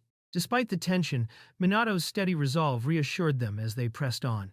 Amy eagerly gathered treasures using storage magic but soon filled her capacity. Nearly losing hold of one, she quickly handed it over to Minato, asking if he had space left. Calmly, he accepted, extending his hand to take the burden without hesitation. As treasures piled up, Amy tossed magic items toward Minato, who scrambled to catch them. Among the mix of metals and jewels, he noticed tools imbued with strange properties. One peculiar object caught his eye, something that closely resembled a device from his previous world. Mynia explained that the object was a magic communicator, an ancient relic capable of long-distance communication. Such items were rare and highly valuable, sparking excitement in her expression. Minato realized it resembled technology from his previous world, marveling at the similarities as he wondered about its worth.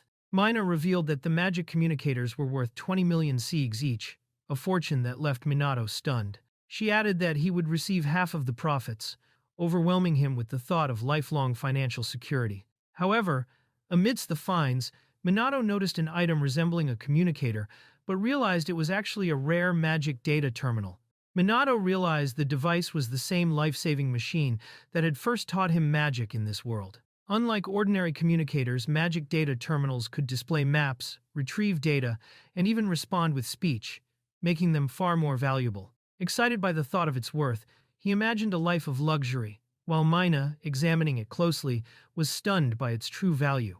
Mynia examined the device seriously, only to conclude that it was nothing more than junk. She reminded Minato that magic data terminals had long been considered worthless.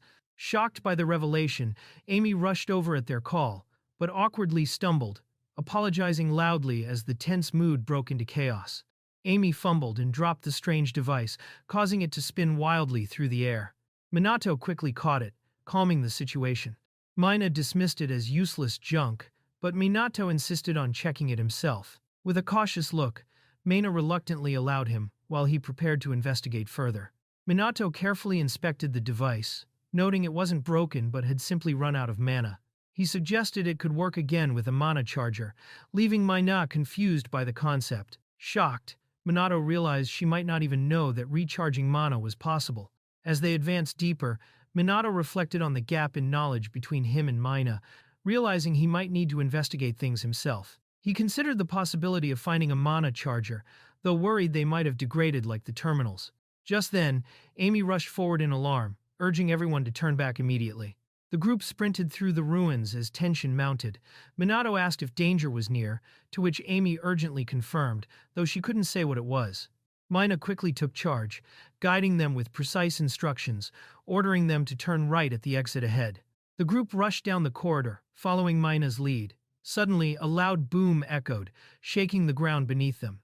They stumbled but kept moving, Minato's sharp gaze catching sight of something approaching fast. Amy and Mynia quickly turned, bracing themselves as the tension spiked. The trio halted as the echo of countless shutters slamming shut filled the ruins.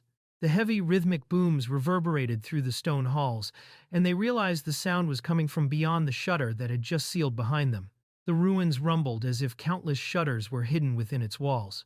With the path sealed, Amy panicked, asking if Minato could break it down. Calmly, he stepped forward, raising his hand and channeling power, preparing an improved flame shot to test if his magic could shatter the barrier. Minato's flames crashed against the shutter, but it held firm. The metal was designed to withstand magic, making brute force useless. Even if he could break through, more shutters waited beyond. Frustrated, he turned to Mynia, asking if she had any ideas. Desperate for a way out of the trap, Mynia suddenly collapsed, her body overwhelmed as if struck by an abnormal surge of mana. Amy rushed to her side in panic, calling her name desperately. But before they could recover, Mynia's eyes snapped open in shock, gasping out a warning, ordering Minato to raise his defenses immediately. A sudden attack came crashing toward them, but Minato instantly raised a powerful barrier, shielding his companions. The enemy's strike was deflected with a roar of energy, forcing the dark figure at a distance to click his tongue in frustration as the group stood protected behind Minato's defense. The wall in front of them suddenly exploded, filling the air with dust and rubble. Both passages to the sides were destroyed at the same time, leaving no escape routes. Minato quickly checked on his companions, who were coughing and shaken but unharmed. While confusion lingered over whether this was a direct attack or a trap hidden within the ruins, Amy's eyes widened as she spotted movement within the collapsing ruins. Emerging from the rubble was not a creature of flesh and blood, but a massive mechanical construct. Its form was unmistakably artificial, an enormous man-made object with glowing eyes and powerful claws, letting out a thunderous roar as it fully revealed itself before the group. The ground shook as a towering mechanical monster let out a deafening roar, its massive frame looming over the group.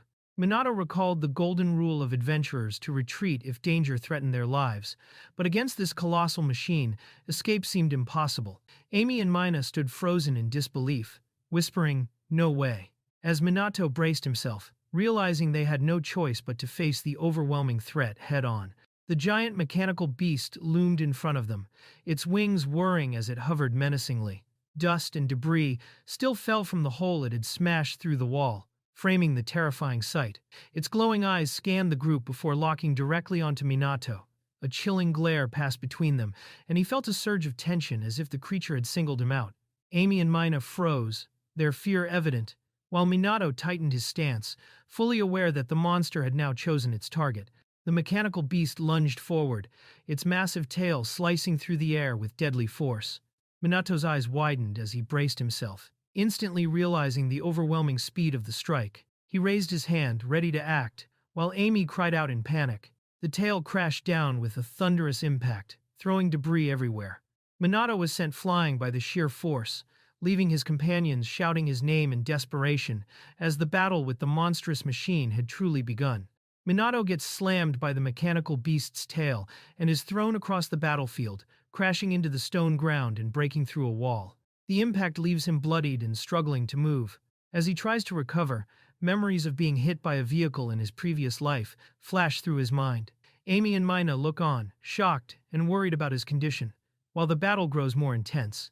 Minato, battered but still standing thanks to a protective spell, realizes the mechanical beast is focused only on him. Seeing a chance, he decides to keep the monster's attention on himself, so Amy and Mynia can escape. Determined, he prepares to face the threat head-on, ready to buy his friends time. Minato unleashes a barrage of improved flameshot spells at the mechanical beast, but despite the heavy attacks, the creature emerges completely unharmed. Exhausted and frustrated, Minato sees that his magic isn't making a dent. Minato quickly realizes the huge gap in strength between this monster and the golem from before. He prepares to try another attack, but the situation is tense. Amy and Mynia get ready to fight too, knowing that even top adventurers would struggle to escape this enemy. They remember that in real danger the rule is always to run, but right now, there's no easy way out.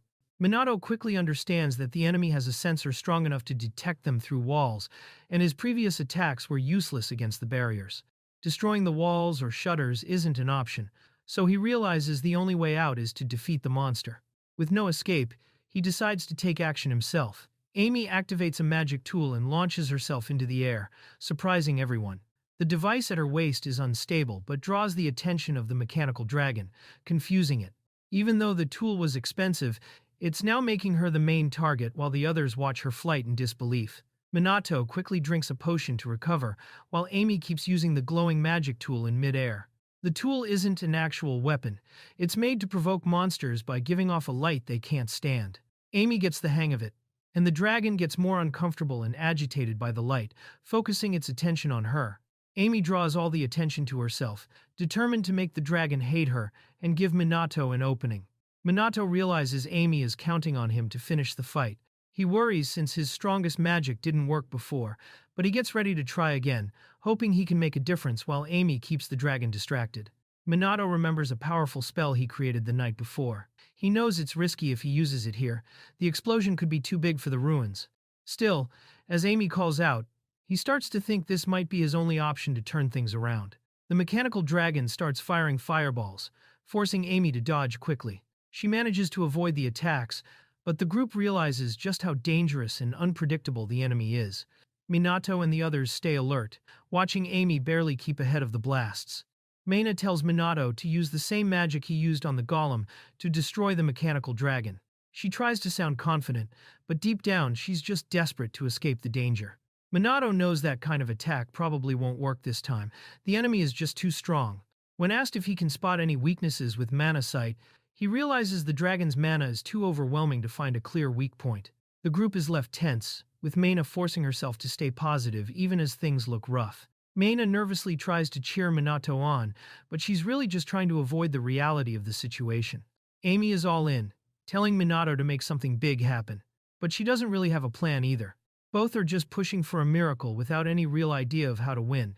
Meanwhile, Minato stands there, thinking how this whole situation reminds him of problems he faced in his old job, where he was often left to fix impossible situations. Amy keeps flailing around in the air, hoping Minato will pull off something big, but Minato knows his improved flame shot won't do the trick against this mechanical dragon. He remembers all those times he struggled at work just to beat impossible deadlines. Even now, he can't guarantee his next move will actually defeat the monster, but he's about to try something risky anyway.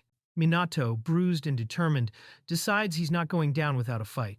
He lines up his next attack, pouring all his frustration and energy into another improved flame shot, aiming right at the mechanical dragon.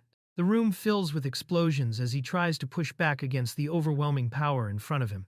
A barrage of fiery orbs spins through the air as Minato keeps up the assault. The mechanical dragon is hit by multiple explosions, smoke and fire filling the room as he tries to overpower it with sheer firepower. The battle hits its peak, and the pressure in the dungeon is intense. Minato launches his attack from every direction at once, surrounding the mechanical dragon with explosions. The relentless blasts start to crack the enemy's armor, showing that his overwhelming offense is finally making a dent. The dragon twists its body to guard its weak point, avoiding any real damage from Minato's attack. Minato isn't surprised, though his move was just to find out exactly where the weak spot was. He feels a bit relieved he could figure it out so quickly.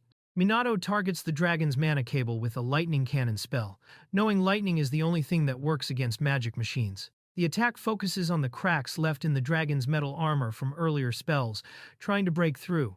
Minato hopes this is enough to finally do some damage. Minato's lightning spell gets repelled by the dragon, leaving him to wonder if it's covered in lightning-proof armor. Nothing he tries seems to work, and he realizes his attacks are useless for now. Minato realizes his normal spells aren't strong enough to break through the dragon's metal armor. He decides that his only shot is using a powerful spell, even if it means everyone could get caught in the blast. He hopes luck is on their side. The mechanical dragon turns its attention away from Minato and starts targeting Amy instead, even though Minato was the one who attacked it. Amy is caught off guard and tries to dodge the incoming attack, confused about why she's being prioritized. Amy struggles to handle the effects of the magic tool, realizing its provocation is even stronger than expected. Suddenly, Minato and Mynia are nearly hit by another attack, but Mynia quickly puts up a defensive barrier just in time. Minato thanks her, thinking about how the defensive magic in this world is pretty effective, but Mynia looks tired from the effort. Minato realizes he was getting too caught up in the fight with the mechanical dragon and lost track of his surroundings. He almost used a reckless plan that could have blown everyone up. After seeing the building partly destroyed by the last attacks, he remembers the most important thing in tough situations: rely on others.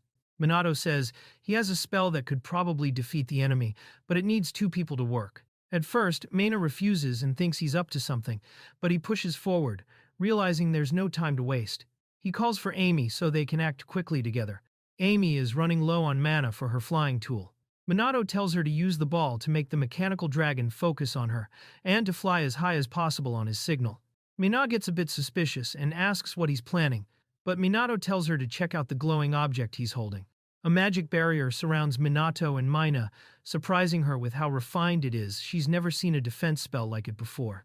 Minato realizes it's meant to protect them from whatever powerful attack Minato is about to use. He asks her to keep the barrier up, to shield them from the aftermath. Minato struggles to keep the barrier up, as it drains her mana quickly. Minato reassures her while getting everything ready for his spell. He realizes Mynia's magic circle is inefficient, so he prepares his own, which uses less mana and is more powerful. With the preparations done, he's ready for the next step. Despite the ruins having walls that repel magic, Minato sets up a defensive spell to shield against the aftershock. Amy puts distance between them and the enemy, drawing the mechanical dragon's attention and flying higher to bait it. Minato thinks she's got it high enough and decides it's worth trying the plan. Minato gives the signal to Amy. She throws the magic ball and dives out of the way while Minato gets ready to cast his spell, putting everything into this last move. The magic circle activates and starts forming under the mechanical dragon, trapping it right in the center. The setup for the big attack is complete. Minato channels mana through the intricate magic circle, realizing just how crazy and complicated the spell he made is.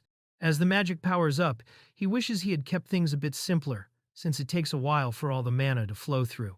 Meanwhile, Amy is left watching behind a protective barrier as the dragon roars, and the spell's power builds up. The massive spell Minato created starts draining his mana fast, about 80% of his total energy. He feels the sharp drop but tries to stay focused. Amy watches from outside the barrier, wishing she was inside too, while the mechanical dragon hovers nearby. Even with his mana dropping, Minato knows he has to push through and make this work. Minato unleashes his strongest spell, locking it right onto the mechanical dragon. The attack, called Nameless Magic, forms a black sphere crackling with energy, all aimed at his target. The tension in the air is thick as the magic homes in for a direct hit. The spell hits, shaking the entire building. The force of the magic makes everything tremble, and a huge beam of energy shoots straight up from the ruins, blasting through everything in its path. As the mechanical dragon's head comes crashing down from above, the group braces themselves inside their barrier. The structure of the ruins is badly damaged from the attack, and the group quickly decides to swap their defensive spells to handle the next impact. The dragon's head slams into the barrier, but the group's defenses hold strong. Amy celebrates, realizing they actually pulled it off. The dust settles, and everyone inside the shield starts to relax. Minato says it looks like they've finally won. After the battle, the floor starts to crack, and suddenly the whole group falls through. They land hard, one on top of the other. Minato ends up at the bottom, with Amy and Mynia piled on top of him. He just lies there, thinking how heavy this situation literally turned out to be. The group realizes they survived the fall and landed on the floor below. Mynia asks Minato about the spell he just used. Minato explains he actually made that magic just yesterday, and this was his first time using it, so he wasn't sure it would even work. Amy jokes about crushing him when she landed, and the group figures out they could have just escaped by going below in the first place, feeling a bit silly about missing that option. After the chaos settles, Minato thinks about heading home, feeling pretty worn out. Just as he says he's had enough, Amy gets his attention. She senses something massive nearby. The group realizes things might not be over yet. The group discovers a strange container labeled 13 deep inside the ruins, surrounded by pipes and machinery. Everyone's caught off guard, and Minato looks at it in shock, calling it Deus Ex Machina. Whatever's inside, it looks like something big is about to happen. An old terminal wakes up, displaying Deus Ex Machina, and starts updating its database. It marks Amy as a compatible object and a level 3 alert target, while Minato is labeled as a transcended object and level 1 alert target. Whatever this machine is, it's clearly recognizing and ranking them for something serious. A massive explosion leaves a huge pillar of smoke rising into the sky, catching the attention of monsters and a nervous guy hiding in the bushes. He's out of breath, watching the scene, and thinking about the report. He got a strange flash of light in this area. As he tries to scout it out, he can't help but freak out at whatever he's witnessing in the distance, surrounded by monsters, asking himself what the hell is going on. The guy quickly realizes that a whole pack of burst boars is on the move. He watches as they rush through the forest, and he panics even more when he sees the direction they're headed. They're making a beeline straight for the town of Mynia. The story shifts to the Mynia Guild Hall, where the group is finally taking a breather in a meeting room. Amy thinks back to the machine they found in the ruins Unit 13. She quietly admits she always wanted to bring back something huge like that. Minato realizes that the machine looks almost identical to the Deus Ex Machina that went wild 630 years ago in his previous world. Amy gets a little frustrated, since there was no way to move the machine or bring it home anyway. Minato starts thinking about the Deus Ex Machina itself. It was made up of 13 different magic operating devices. He always thought only the first one survived the old rampage, but now he wonders if the others might have ended up in this world too. The group is already exhausted from everything they've been through. After confirming the big machine didn't work, everyone's completely out of mana and strength. They grab the treasure in the room and drag themselves back to the guild. Back at the table, the group is totally wiped, but at least they all made it back safely. Amy's already grinning, happy about the results from all their hard work. Amy's super hyped, already dreaming about the fortune from the 36 magic communicators they brought back, thinking they'll get 720 million siegs. She's got a greedy smile, but the group knows they can't actually sell them. Meanwhile, Amy's still bouncing around, offering to treat everyone to some high-quality meat and celebrating that they made more money than ever before as a team. Mayna points out it'll be tough to sell all those magic communicators since they have more than the country produces in years. Amy just wants her meat. But Mayna shifts focus, saying what they really need to sell quickly is something else, not the communicators. For now, they just decide to split the loot evenly, with Minato's share being half since he did most of the heavy lifting. Amy tries to prank Mayna by pretending the magic crystal will explode, scaring her. Mayna explains, it's a magic crystal, basically a disposable mana source, but it can explode if you mess up. Because of how dangerous it is, only people with special licenses can handle them, and regular folks have to sell any they find to the guild right away. A loud explosion happens outside, catching everyone off guard. The building shakes, and Minato, looking out the window, is confused about what just happened. Amy drops to the floor, saying the noise scared her. Everyone is on edge, wondering what caused the blast. The group realizes the explosion came from the direction of the ruins, deeper in the forest than they thought. They notice things are getting noisy downstairs, probably because of the blast. Everyone feels worn out from everything that's happened, and they stand by the window, trying to catch their breath. Everyone agrees they're too tired to do anything else. Mayna suggests they should just write up the quest report, sell their loot, eat, and get some sleep. Minato is handed the report to sign and gets a bit confused by the primary contributor field, but the group is clearly just ready to wrap things up for the day and avoid any more trouble. Minato feels awkward about putting himself as the main contributor, since he thinks he only used a little magic and thinks someone else should take the credit. Mayna explains that the field is there, so people can get public recognition if they did something amazing. But Amy and Mayna both call out Minato for being humble. They remind him that when they tried alone, they barely made it past the entrance, so the real credit goes to him. Mayna also says she never lies on reports, so Minato deserves to be listed.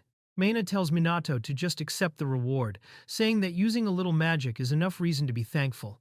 They get ready to sell the crystal, and Mayna warns Minato to be careful with it. As they finish up, Minato hears footsteps coming their way, but then realizes someone just tripped and fell down.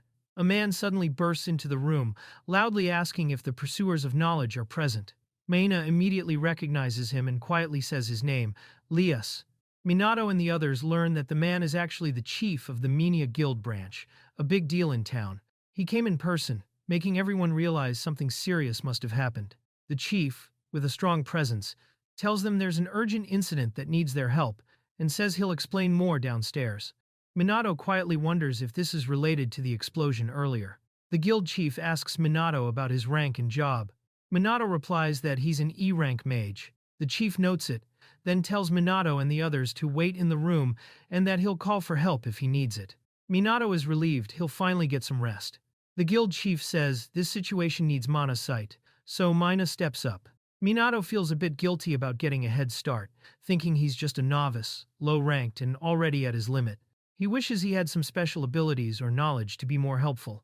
Amy suddenly yells not to underestimate Minato, calling him awesome and hyping up everything he did, like taking down a golem with one hit and using some crazy magic on a dragon.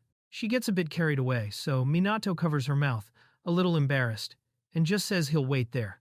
Mynia quietly checks with Minato if he wants to keep his abilities hidden, and he nods saying he doesn't want to stand out. She gets the message. Then, right in front of everyone, Mynia insists that Minato will be coming along with them, or else they refuse to go. Minato, a bit confused, points out that he just said he'd wait, but it's already decided. Minato gives up and decides he'll have to help out after all, even though he's clearly exhausted and hasn't slept since the day before. As they head upstairs, someone asks about their adventurer ranks. Amy casually replies that she's rank B, showing they really are veteran adventurers. Down below, a group of rowdy adventurers are getting hyped up, shouting and cheering, ready to take on whatever comes next. Minato and the others watch from above, and he thinks to himself that everyone is really fired up about something. The adventurers are getting pumped, bragging about how they can take down a bunch of burst boars without any trouble, and they're excited to make some money off the upcoming fight. Meanwhile, the guild chief tells everyone to wait until they get a full report from the scouting party, reminding them that Mynia is known for being packed with rookie adventurers. The group notices that everyone around them is an elite adventurer, easy to spot by how tough they look. Suddenly, they're informed that a huge group of strong monsters is heading straight for Mynia, which is why only experienced adventurers have been called in for this emergency. The adventurers quickly start organizing themselves into parties, ready to fight off the monsters heading toward Mynia. Minato notices how reliable they look. Meanwhile, the strategizing has already begun, and Minato and his friends are called over to help with the plan. Minato thinks he won't need to join the fight after all, and feels relieved, letting out a big yawn from exhaustion. A tired scout bursts in, catching his breath and grabbing everyone's attention. He urgently announces that the report from the scouting party has just arrived, holding up a magic communicator for everyone to hear. Minato listens in, realizing something big is about to be revealed. Everyone is shocked as the scouting report reveals there are about 6,000 monsters approaching, most of them averaging at C rank. The sheer number makes the adventurers realize this is a much bigger threat than they expected. The scouts confirm the worst. The town's outer wall probably won't hold against the monster horde.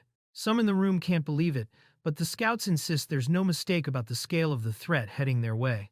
As soon as the news about the monster horde sinks in, panic spreads among some of the adventurers. Faces turn pale, and the group immediately yells for everyone to run. Minato just stands there, confused, not understanding why everyone is suddenly freaking out. The adventurers start freaking out, realizing there are 6,000 C-rank monsters heading their way. The scale of the threat makes everyone panic, shouting that it's impossible, and wondering how many people it would even take to stop just one. As the fear sets in, they all yell to run. But then someone forcefully stomps their foot on the ground, signaling something big is about to happen. As the group is about to flee in panic, the guild chief steps in and stops everyone with a commanding, "Wait." He gathers the adventurers together and firmly announces they need to talk about the town's defense plan, making it clear that running isn't an option they have to protect the town. The adventurers start panicking, thinking evacuation is the only option. The guild chief explains the situation. Monsters will reach the town by dawn, giving them less than 6 hours. Night makes things worse, since monsters are most active then. He also points out that, while the veteran adventurers could probably escape, the rest of the town wouldn't stand a chance. Some of the adventurers realize that ordinary citizens and rookie adventurers won't survive if everyone just runs away. The chief admits it's basically impossible for them to make it out. Even though the standard rule for adventurers is to protect themselves first, The guild chief is about to make a special request to the group, hoping for their help anyway. The guild chief steps up and asks everyone to help defend the town. He tries to rally the adventurers to do their part. Some of them are skeptical and want to know if they'll get paid, but in the end, the group is convinced to give it their best shot, though they're definitely hoping for a good reward when it's over. Minato thinks about how Lias, the branch chief, is actually a good person and pretty skilled at negotiating under pressure. He notices that Lias didn't run away, explained what he wanted, and jumped straight into making a plan. While Minato is still deciding what to do, the guild starts putting together a defense strategy, with Sierra stepping up to organize everyone around a map. The plan is to build a defensive wall to hide everyone from the monsters, since they attack as soon as they spot people. They'll use trees and materials from some houses, plus dirt from a trench, to build the wall as tall and strong as possible. The idea is to make a circle around the guild hall and training school, then split into squads to build on all sides at once. Inside the outer wall, they'll add a second wall with a trench. The goal is to keep everyone hidden until the giant pack of monsters passes by. Everyone in the room is thinking the same thing. The plan sounds good, but they're worried if there's actually enough time to build such a huge wall, and if it can really hold up against 6,000 C-rank monsters. The tension is high, and even the pursuers of knowledge are hesitant to speak up. But the doubts are obvious to everyone. The group admits that the chances of this plan working are low, but they don't have any better options. The branch chief is doing his best, and from his point of view, this plan is the most realistic solution given the time and resources they have. The plan of action is clear. The guild staff needs to gather manpower and move residents near the outer wall, while adventurers and carpenters get started on building the defensive wall and trench. Time is short, so everyone just has to do whatever they can to help. The villagers and adventurers get right to work, cutting trees and building the wall with makeshift cranes. There's a sense of urgency and teamwork everywhere. Meanwhile, someone quietly steps out, deciding not to be part of the plan, saying, "Sorry, but I'm out." As the pressure rises, some adventurers decide to bail, jumping on horses and carts to get out while they still can. One of them even tells the others to run, saying there's no way to fight against monsters like these, especially with A-rank monsters mixed in. The townsfolk are left angry, calling the ones who leave cowards, while Minato just quietly watches the chaos unfold. With tents packed close together, Minato looks around and realizes for the first time just how many people live in this town. People are trying to comfort their families and stay close. The innkeeper approaches Minato, pointing out how things have gotten pretty intense lately. The innkeeper notices Minato looks exhausted and tells him to eat something and get some rest. Minato admits he hasn't slept since yesterday and asks how much he owes. The innkeeper says it's free, he's just handing out food from the shops since it'll spoil during the evacuation. His legs aren't good enough to help with construction, so he's helping out in his own way. The innkeeper encourages all the adventurers to eat so they can keep their strength up. He even gives Minato a blanket. As Minato eats, he feels a bit guilty for eating before Amy, but the food is warm and tasty. Despite everything going on, Minato finds himself feeling oddly relaxed and at ease in the middle of the chaos. Minato sits near the fire in the evacuation area, watching the townspeople and adventurers working together. He hears someone offering to cast recovery magic for anyone not feeling well, and another calling for help from the rookies. Minato starts to wonder if there's anything he can do to help in this situation. Minato thinks about how he used nameless magic and fired off 100 improved offensive spells. He's only got 20% of his mana left now. All he can really do is use what he knows from his old world to make his magic more efficient. He wishes he had played more strategy games, thinking he could have come up with a better plan, but the only games he knows are simple ones for kids. Minato remembers a kid's game called Recap MANHUA, which is basically a capture the flag type game. It uses cards with magic circles, and the idea is to use elemental advantages to outsmart your opponent and capture their flag. It's an educational game used in schools to help students remember magic circles. Minato notes he was actually pretty good at it as a kid, and it was popular enough to be endorsed by the Ministry of Education and played everywhere. Minato remembers there was a Joker-like card in the game that could push the enemy back and delay their invasion, but it would be useless once the enemy got too close to the base. He tries to recall the shape of the magic circle used for that card, thinking it looks something like the one he's drawing. Minato realizes that, unlike when he was a kid, he now knows the real use of the magic circle. It's actually meant to repel monsters, not attract them. He remembers the provocation magic tool Amy had, and how its magic circle seemed familiar. Unsure if it'll work, he still decides it's worth a try. Minato uses enhancement magic to boost his physical abilities, letting him leap high up onto a rooftop. He's holding his notebook with the magic circle design, ready to put his idea into action. Minato stands on the rooftop, looking over the town and focusing his thoughts. He then summons a large, glowing magical structure with the magic circle he designed, ready to use his plan to protect everyone. Minato activates the magic circle, causing a giant protective barrier to expand and cover the town's outer wall. He plans to keep it extended around the town as a shield, hoping it will hold off the monster horde. After casting the huge barrier, Minato gets dizzy and almost loses his balance on the tower. He realizes just how much mana the spell used up, feeling the drain as he checks his hands. Minato checks his hands, feeling the magic working but unsure if the spell will really hold up. Looking around, he sees that everyone else made a lot of progress on the trench and wall while he was resting. Deciding to help out, he gets called over by one of the workers to help move dirt. Minato is told to move all the dirt in a certain area, and is expected to make several trips, like everyone else. He realizes others are using storage magic to transport the dirt, but he just asks if he can dig too. Confident, he says he can handle everything in a single trip, and uses his excavation magic, deciding there's no point in hiding his abilities anymore. Minato uses his magic to move a huge amount of dirt at once, totally shocking everyone around. He casually stores all the dirt with storage magic and then asks if he just needs to move it over to the other side, like it's no big deal. The old man watching is left with his jaw on the floor, trying to process what just happened. Minato dumps all the dirt he stored earlier in one go, freaking everyone out with how easy he makes it look. People around are left stunned, not understanding how he's able to do all this by himself. Minato just explains his storage magic has a huge capacity, but using extra magic on top of that makes him feel a little dizzy, so he thinks about turning off his body enhancement spell. The monster repellent barrier is still working in the background while he does all this. Now, people start calling Minato by name, putting him in charge of moving all the dirt with his magic. The rest are told to focus on construction. The dwarf is impressed by Minato and grins, calling him a great guy. Everyone thanks Minato repeatedly, and for the first time in a while, he feels genuinely happy to be relied on by others. Minato keeps using his magic to help with the construction, moving dirt quickly to build the defensive wall. Everyone acknowledges that the progress is thanks to him, but he still worries whether the monster repellent will actually work. Despite this, he stays focused on getting the wall finished in time, helping out wherever needed. Minato and the others finish another section of the wall, but when they check on the whole project, they realize only half the sections are done. One of the guys notices the sky, looking worried, since things aren't looking good and time's running out. The sun is starting to rise. Someone spots monsters and quickly raises a red flag as an alert. The situation just got more urgent for everyone in town. The wall isn't fully built yet, and the monsters are getting closer. People start to panic, knowing the monsters could break through any open sections. Orders are quickly given.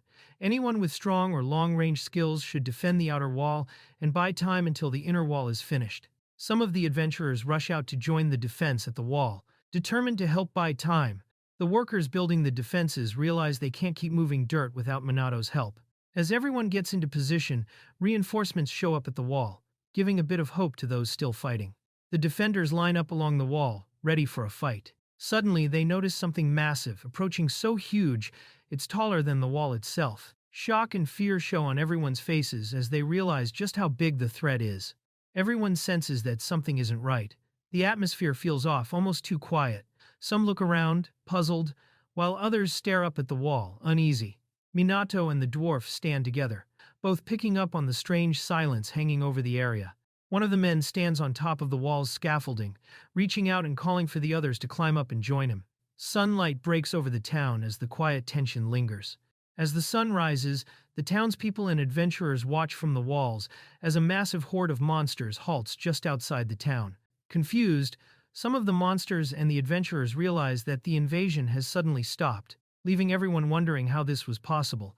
The adventurers are shocked, struggling to understand why the monster invasion suddenly stopped at the wall. They know monsters attack whenever they see people, so for the whole pack to just pause feels unnatural. Suddenly, the monsters start moving again, making everyone tense up. The archers get ready, aiming their arrows in case the monsters attack. But instead of charging, the monsters just start walking around the outside of the town.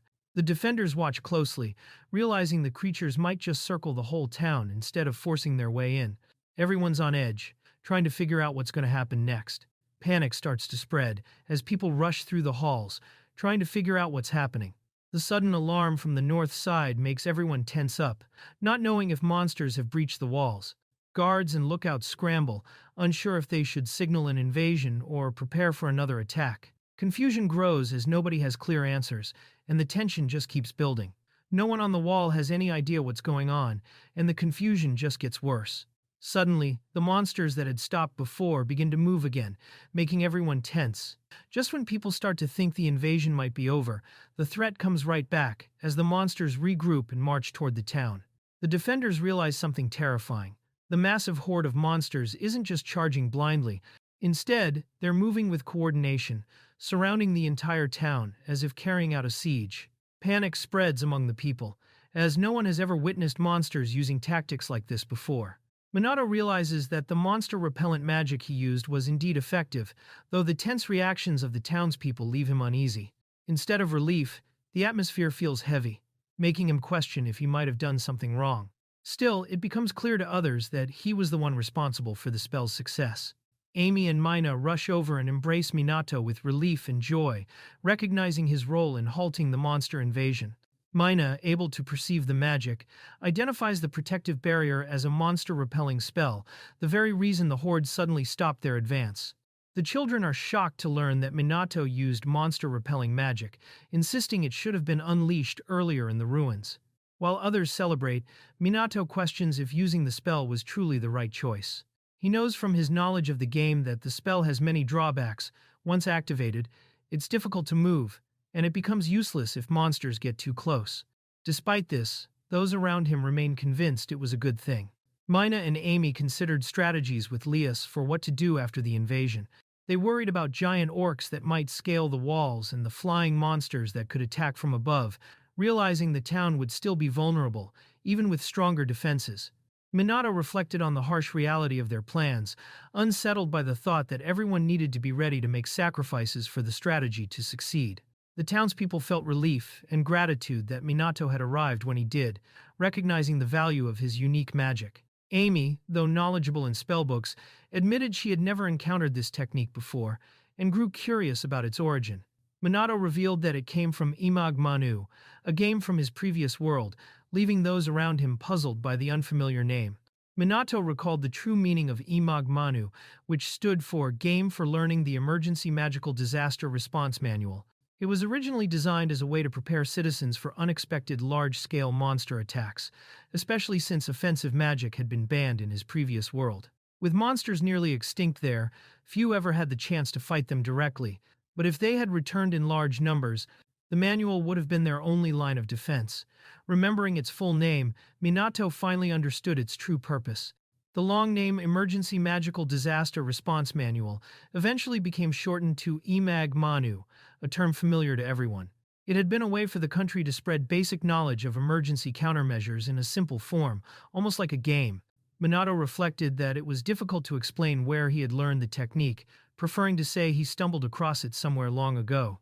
Even so, he was surprised that such a spell truly worked. To avoid raising suspicion, they decided that if anyone pressed for details, they would simply claim it was an ancient spell, something difficult to dispute.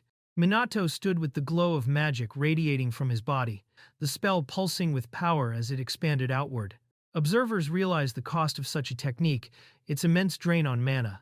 Though Minato's reserves seemed vast, the steady flow of energy being consumed was clear to those watching closely. His overwhelming capacity made it difficult to gauge, but the truth was undeniable. The spell was burning through his mana right before their eyes. The barrier of magic continued to shine, steadily consuming Minato's mana.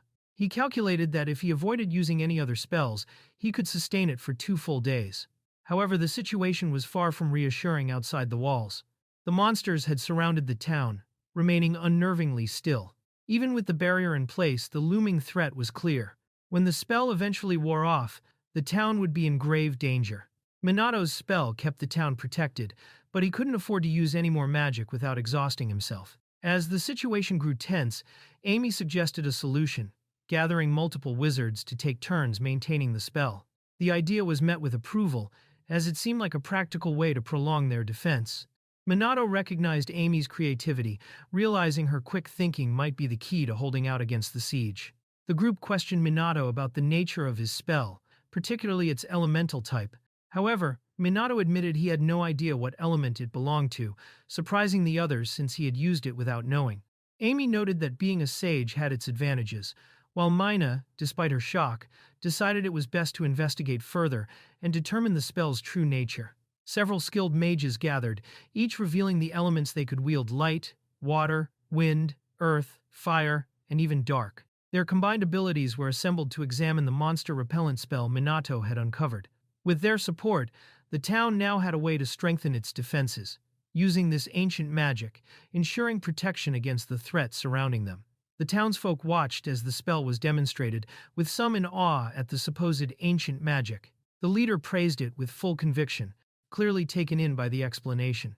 Meanwhile, the gathered mages began showing signs of exhaustion, panting and straining under the spell's pressure. Their struggle left onlookers confused, questioning what was truly happening with the magic they were testing. The mages examined the magic circle, confused as it fails, regardless of the element used. Minato notices no mistakes in the design, yet the spell still works for him alone. Others whisper in disbelief, realizing he unconsciously wields multiple elements. Suspicion grows as they question if he is truly just an ordinary mage. Minato demonstrated his ability to combine multiple elements simultaneously to activate a spell. The townspeople were shocked, as few could use even 2 elements, let alone 5. They realized the monster-repelling barrier might require a mix of several elements, but since no one else was capable, the responsibility fell solely on Minato. Without hesitation, he accepted, committing himself to maintain the protective spell around the town. A man focused on maintaining his spell, kneading his forehead as sweat formed from the strain. His companion, watching nearby, wondered how long the barrier would need to last, though there was no clear answer. Outside, several monsters lingered at the forest's edge, refusing to disperse. Their strange behavior left the group uneasy, hoping the creatures would eventually lose interest and wander away. From above, the forest and the town of Mynia came into view. Minato's spell was meant to repel monsters, so the pack should have moved past without stopping. Yet instead of dispersing, the creatures encircled the settlement and lingered in silence. Inside, the townspeople gathered uneasily, noting that the monsters were not attacking but acting strangely subdued, their unnatural stillness leaving everyone on edge. Minato's spell was designed to drive monsters away, so the pack should have bypassed the town entirely. Instead, the beasts surrounded Mynia and lingered. Inside, people noted their unsettling behavior. The creatures showed no aggression, only an unnatural stillness that felt dangerously abnormal.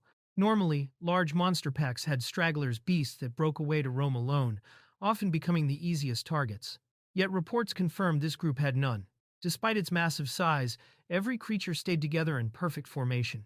The unnatural unity was unsettling, adding to the sense that something was deeply wrong with their behavior. A massive group of monsters stood together in perfect rows, each one holding position with unnatural discipline.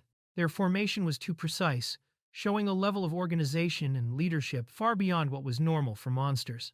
They realize the monsters are being controlled by something called a crimson egg of calamity, an object that appears in the forest and spawns monster packs.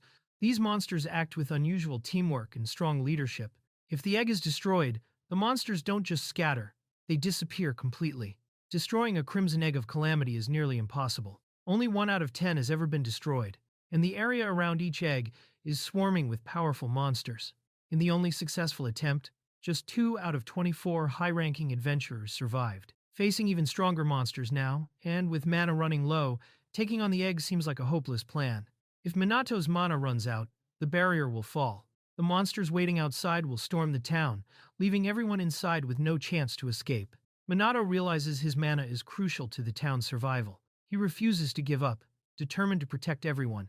While searching for any advantage, he tries to figure out if the monster's leadership can be predicted or exploited. They figure out that monsters created by the Crimson Egg won't leave the area near the egg. Realizing this, Minato quickly suggests a plan to take advantage of their limited range. Despite doubts, the guild leader agrees to follow Minato's plan, ready to take the blame if things go wrong. The guild accepts full responsibility, and they move forward with the risky idea. The guild leader rallies everyone to get moving. Sierra is tasked with escorting Minato to the VIP room so he can prepare. The group quickly gets to work, ready to put their plan into action. The guild quickly organizes. Sierra is told to take Minato to the VIP room so he can get ready, while everyone else rushes to their assigned tasks, ready to support the plan. The guild leader gives orders, and everyone moves quickly. Sierra is in charge of getting Minato to the VIP room, while the rest of the team gets ready to execute their plan. The guild leader puts his trust in Minato, telling him the town's survival depends on his mana. Minato is asked to keep the monster-repelling spell active for 2 days. Minato accepts the responsibility with a confident nod. Outside, the townspeople work together, making urgent preparations to defend against the looming threat. Minato relaxes in a fancy room, realizing the plan was approved, mainly because he's the only one who can pull it off. He takes a moment to appreciate the comfort before the challenge ahead. Sierra encourages Minato before leaving to get some fresh air. Minato relaxes, reminding himself that all he needs to do is keep the spell up. Though he has a nagging feeling he's forgotten something important. Sierra notices Minato looks tired and offers to make him some herbal tea to help with his sleepiness. Minato admits he hasn't slept well in days, but tries to reassure her, saying he did get a bit of rest in the tent earlier. Minato casually admits that if he falls asleep, the monster-repelling spell will stop working. This realization shocks Sierra, as it means the town's safety depends on him staying awake. They realize Minato can't sleep until the operation is finished. With only a day and a half of mana left, he must stay awake the whole time to keep the town safe. Minato originally suggested abandoning the town. Meanwhile, groups of people work hard underground, digging and making preparations right beneath the surface. The townspeople are digging a tunnel underground, right beneath the monsters waiting above. It's nearly the morning of the second day, and the plan is to use this tunnel to escape since the surface is still surrounded by monsters. The townspeople are using earth magic and brute strength to dig a tunnel underground. Their goal is to escape to the nearest town outside the Crimson Egg of Calamity's range. Mages cast excavation spells, while others take turns digging, making steady progress toward freedom. The excavation spell Minato created is simple, uses little mana, and works without him. The mages are amazed by how effective and efficient it is, feeling proud to finally play such an important role in the group's survival. Everyone works together, quickly bagging and moving soil from the tunnel. Adventurers and residents form a line, passing bags in a chain to keep the escape route clear and make sure the tunnel stays hidden. Minato waits in the VIP room, focusing on saving as much mana as possible to keep the barrier active. He tries not to waste energy, but the struggle to stay awake gets harder as time passes. Sierra helps keep Minato awake as he fights off exhaustion. He knows if he loses focus, even for a second, the monsters will invade. Despite pushing himself harder than ever before, he understands he can't afford to rest until the plan succeeds. Sierra keeps Minato awake by hitting him whenever he dozes off, just as he asked. It's been a day and a half since the tunnel digging started, and though they wait anxiously for news, everything remains quiet for now. Sierra suggests they walk around to keep Minato from falling asleep, not wanting to hit him anymore. Minato is pulled along as they head out to check on the situation by the wall. The townspeople gather at the tunnel entrance, ready for the signal to evacuate. Minato's mana is almost gone, so he worries they need to move soon.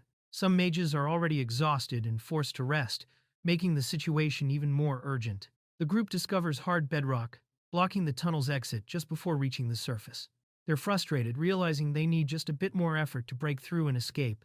The group struggles as one of the mages starts coughing from exhaustion, but there's no time to dig another tunnel.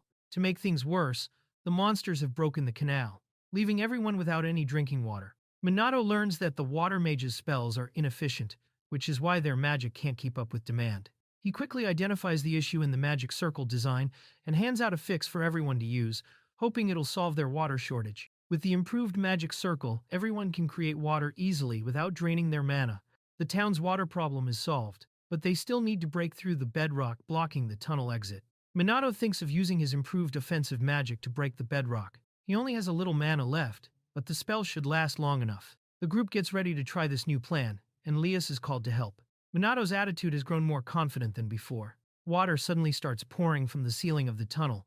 The branch chief is shocked, but the group is happy, since now they have water for their escape. They accidentally hit a pocket of underground water, causing it to pour violently into the tunnel. Now, they have less than an hour before the tunnel is completely flooded, and the tunnel exit still hasn't been opened yet. Panic starts to set in. Minato realizes the situation is getting worse. If the water keeps pouring in, it'll not just flood the tunnel, but also make the walls and ceiling soft, causing the whole tunnel to collapse. Meanwhile, the group at the tunnel exit reports that they can't even crack the bedrock, blocking the way out, making escape seem impossible right now. The original plan was simple: As soon as the tunnel opened, the residents would rush to the exit. After everyone got out safely, the entrance would be blocked, and the monster repelling spell would be lifted. But with the current situation, they realize they have no choice but to give up on this safe plan. If everyone stays in town, they'll be killed by monsters when the repelling spell fades. But sending them into the tunnel now is just as bad. It's underwater, and would mean sending them to drown. So, either choice puts everyone in danger. This page shows Lias realizing that there was never a truly safe option for their situation. Minato calls out to Lias, signaling that a new plan or action is about to be discussed.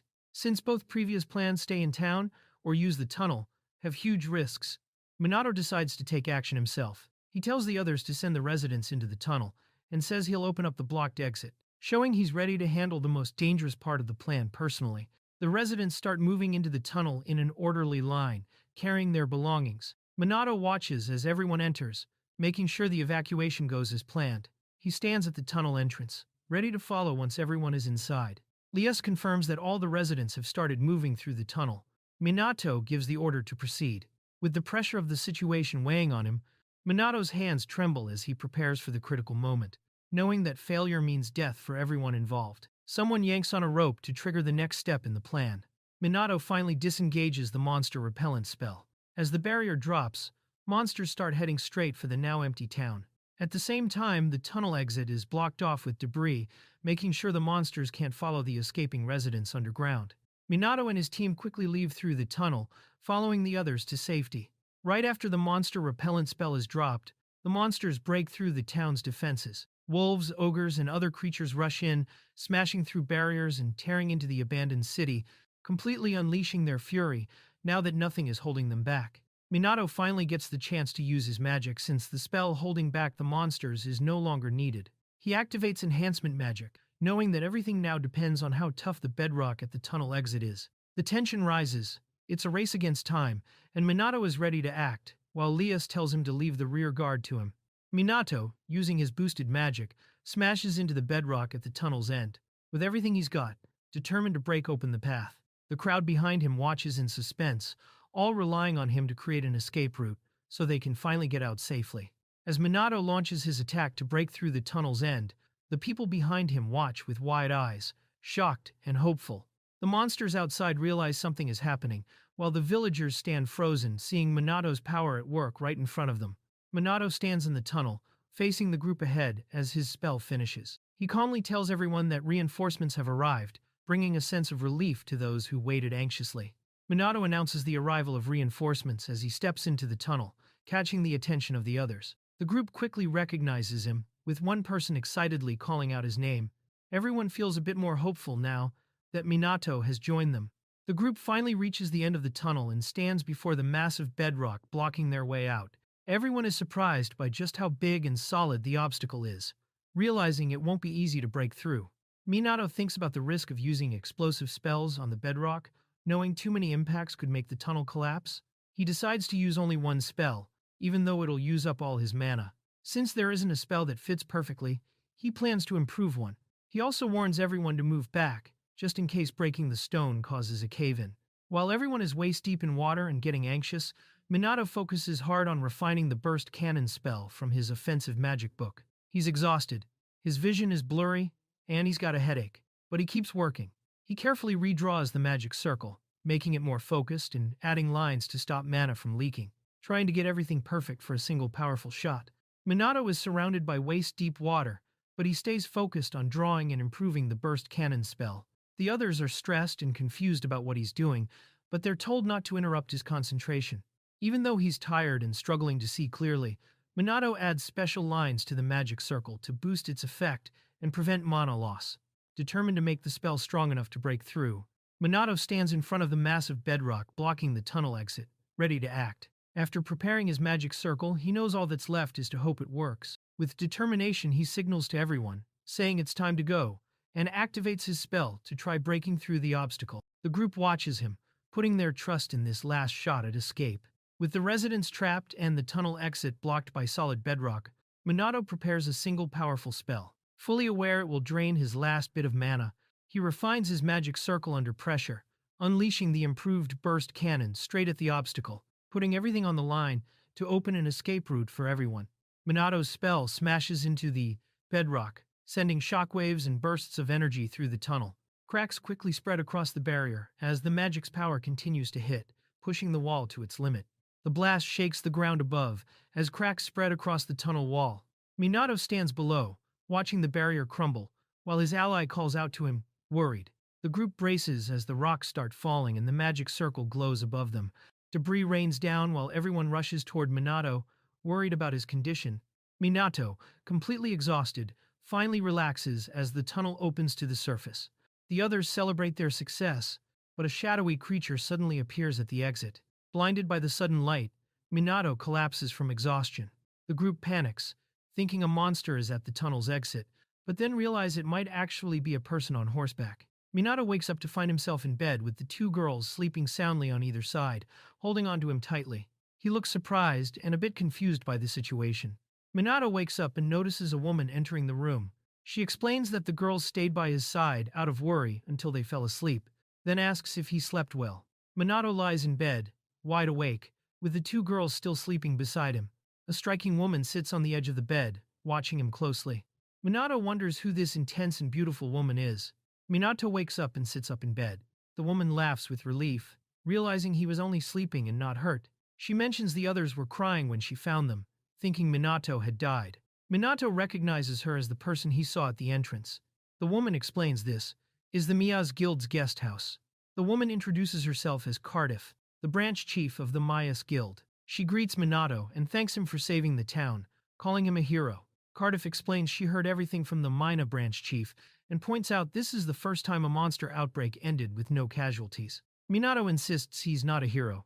Cardiff hands Minato a receipt for a huge emergency reward, explaining its payment for his role in the evacuation. She says the amount is 30 million siegs, and suggests he could get even more if he asks for an audit. But Minato says it's enough. He feels a bit overwhelmed, thinking she's treating him like a celebrity. Cardiff tells Minato to relax and take care of his friends, then leaves the room. Minato is relieved, sees his friends still asleep after pulling 2 all-nighters, and decides to quietly head out to check the city without waking them. Minato's friends reveal they were already awake and just pretending to sleep. They joke about Cardiff fussing over them, say they visit Myas often, and offer to show Minato around the city. Cardiff thinks about the recent calamity outbreak and wonders if someone is behind it. She realizes Minato is the one everyone's been talking about and figures the situation isn't over yet. Minato arrives in Myas and takes in the view, thinking about how big the city is. The city of Myas is busy and lively, acting as the main hub for travel and trade in the region. Markets offer goods from different places, and people from all around gather here. The group admires the city's strong outer wall, confident it could hold off thousands of monsters. They notice a watchtower under quick construction, showing that both craftsmen and adventurers here are skilled and always ready for threats. With not enough inns for the evacuees, everyone from Mynia gathers at a plaza, turned into a campsite. The mood is light, with people celebrating, joking about their escape, and sharing drinks together. Minato sees everyone in a good mood, grateful that no one was lost. While people want to thank him, he hesitates to join in, feeling something is still bothering him. Minato and the others talk about the recent monster outbreaks and wonder if the giant object they found in the ruins is related. Mynia says she didn't sense any mana from it, and they didn't find anything unusual that could cause so many monsters. Minato's group checks a map showing the explosion's location, which is close to the ruins they found. They realize the danger isn't over, just because everyone is now in Myas. The group feels some responsibility for not catching the problem sooner. They realize the minions can't go home until the 6,000 monsters and the Crimson Egg of Calamity are defeated. The group plans to form a large party with Myas' top adventurers and Minato, though they know there will be heavy losses. While talking about the monster threat, they agree attacking should be the last option and wish the monsters would just vanish on their own. One of them remembers a strange smell from under the massive object they found, hinting there could be an egg or source causing all this. The group is surprised by this info. The group realizes Amy might be able to find the egg, thanks to her sharp senses. They joke about using her like an egg detector, then ask her to explain exactly how she felt that strange presence. Amy, a bit embarrassed, tries to explain the sensation she felt. She realizes she's feeling that same strange presence again at this very moment. Amy suddenly feels a strong chill, confused by how cold it is. She dives under her friend's cloak for warmth, causing some chaos at the table. Amy insists it's not just the cold she senses danger, like the area itself got more hostile. The group checks for monsters but finds nothing. Minato starts to think she might be feeling hostility coming from a person instead. Minato thinks he might be targeted because he shared valuable spells with others. While walking through the city, he suddenly gets the uneasy feeling that someone is watching him. Minato looks around, feeling suspicious, but tries to convince himself it's just his imagination. Meanwhile, a mysterious figure in the crowd quietly keeps an eye on him, suggesting someone really is watching. Mena lets Minato know that nothing unusual is happening in town according to the guild. Amy, still acting weird, draws some attention, but there's no sign of immediate danger. The group stays alert, just in case. Amy takes a bath at the guest house, looking tired and frustrated. The group decides to rest there for now. Amy tries to warm up in the bath, but she still feels cold. Minato waits outside, checking in on them. Minato listens to the girls' requests, but he can't entertain them and focuses on his thoughts. He notices Amy feels there's some danger, even though he can't figure out what it is. While waiting, he decides to work on a few useful spells in his notebook. Minato sits by himself, looking through his notebook for useful spells. He thinks about how improving his magic for different situations is smart, even though his spells still need work. Suddenly, someone knocks and opens the door, calling his name. Amy, with her hair still damp, clings to Minato and seems at ease just being close to him. Mena quietly enters and watches, thinking that Amy looks like a cat soaking up the Sunday. Minato starts to share what's on his mind. Minato starts thinking about why Amy is so afraid. He wonders if the 6,000 monsters at Mynia have changed direction and are now heading to Myas. Mena doubts it, saying monsters from the Crimson Egg of Calamity shouldn't be able to act that smart or change course. But if it were possible, it would be a big problem. Minato realizes that Myas is the biggest city and main trading hub in the region.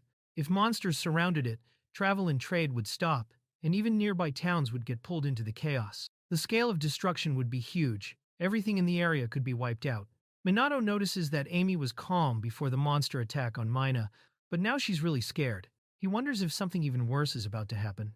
While Amy tries to rest, Mynia's group keeps an ear on their communication device, hoping for updates. The guild suddenly calls Mena through their communication device, making everyone jump. Minato quickly grabs it to answer, while a crowd gathers at the Myas Guild Assembly Hall. A big crowd of adventurers gathers in front of the guild, confused about why they were called. Minato and his group show up, and Amy insists on staying close to him for comfort, while some mention the lookout guards seemed really flustered. People in the lookout tower spot something strange near the explosion site. They hear reports that a huge number of monsters are appearing there, not moving, but actually spawning in large numbers, which surprises everyone. The group hears that there are now 40,000 monsters spawning, about 6.6 times more than what appeared at Mynia. Everyone is shocked by the massive number, and Minato wonders if this overwhelming presence is what gave Amy such intense chills. Even though Amy felt something bad was coming, she never imagined it would be on this scale. Amy confirms the huge number, and the news spreads quickly. There really are 40,000 monsters coming. The townspeople start to panic, and the guards have to take control, shouting for everyone to line up as the situation gets more serious. A group of armored soldiers suddenly appears on the balcony, standing in perfect formation. Their heavy steps echo as they prepare to address the gathered adventurers. The crowd realizes that this is Cardiff's elite guard, a disciplined unit directly under his command, known for their loyalty and readiness to die for him. Cardiff, the chief of the Myas Guild, steps forward confidently as the soldiers raise their weapons in salute. With a commanding presence, she greets the assembled adventurers, thanking everyone for gathering before her.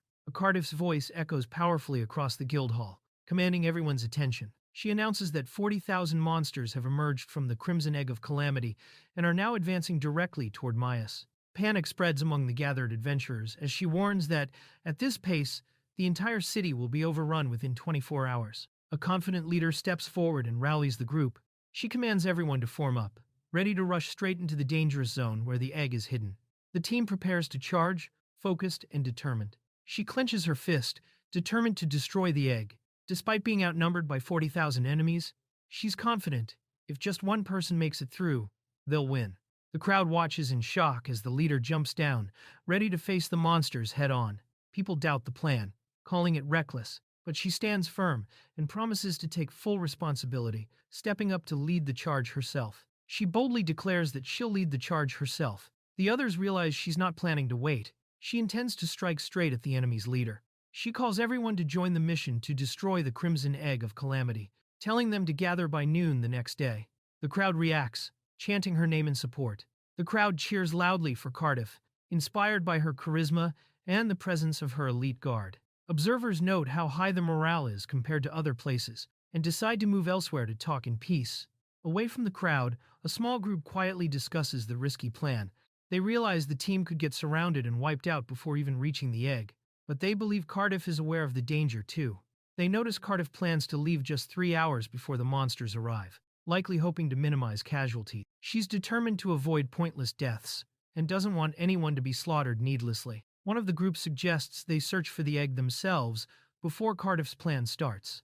If they find its location early, they might save lives. The others are surprised, but realize he probably has a plan to make it work. Minato feels uneasy about using his improved magic in front of too many people, worried it could bring trouble. He knows his actions look suspicious, since he's an outsider with rare abilities. The others point out that he's fully aware of how sketchy he seems. As the sun rises, the group investigates near a river. One girl uses her sharp sense of smell to track something, leading them down into an underground tunnel. Following the scent, the group narrows down the egg's location. Using maps and their previous knowledge, they confirm they're heading the right way. Minato uses his improved excavation magic to dig a direct path toward the Crimson Egg of Calamity. Minato uses his upgraded excavation magic to clear the tunnel faster. With Amy's sense of smell guiding them, they've made it about 2/3 of the way to the egg. Amy gets a rare chance to use a valuable magic tool, while the group coordinates their next moves. Mynia hands Minato a special item for emergencies, surprising him since it's the first time she's ever given him something. He jokes to himself about expecting a more typical gift from a girl. Mynia gives Minato a pickaxe, which he finds useful since he needs to save his mana. There's a light moment as she wonders if he knows how to use it. The group then heads off, with Mynia and Amy saying their goodbyes.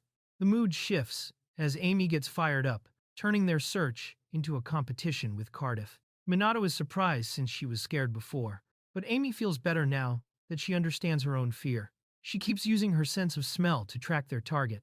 They realize tunneling lets them bypass the 40,000 monsters above, but they'll still have to fight the monsters guarding the egg. Mynia goes to get reinforcements, knowing the three of them alone can't handle everything. Amy reassures Minato that Mynia's negotiation skills will bring back plenty of help. Amy is no longer scared and wants to handle the fighting herself. Suddenly, the magic communicator rings, but Amy answers it upside down. Mynia contacts the group, saying she's reached the tunnel entrance. Amy struggles to hear her, so Minato takes over the magic communicator to sort things out. Mynia observes that the monsters are moving slower than before, and nothing unusual is happening at the watchtower. She's told to wait for a powerful mage to act, then destroy the tunnel entrance as planned. Suddenly, she senses a strong mage nearby. Mynia spots some new arrivals and wonders if they could become allies. She feels a bit down about her slow mana recovery, but promises to do her best to help. The others reassure her not to worry. The group runs into a wall of bedrock. Minato's magic isn't strong enough to get through, and using a big spell could cause a cave-in. Amy excitedly suggests using the pickaxe Mynia gave them, seeing it as the perfect solution. Minato admires the quality of the pickaxe Mynia gave him and gets ready to use it, surprising Amy since he usually relies on magic. Both of them get fired up, ready to break through the bedrock together. Minato tries using the pickaxe but quickly gets exhausted, realizing it's not as easy as it looks. Amy watches, a bit unsure, and wonders if she should give it a try instead. Minato tells Amy to watch as he adjusts his grip and uses material enhancement on the pickaxe. Realizing his aim is better from the side, he strikes the bedrock and manages to crack it open. With a strong swing, Minato smashes through the bedrock. To everyone's surprise, the rock moves aside easily, clearing their path forward. Amy calls out to Minato as he makes the breakthrough. Breaking through the bedrock, Minato suddenly finds himself dangling above a large, hidden cave. Shocked, he realizes they've just uncovered a whole underground cavern.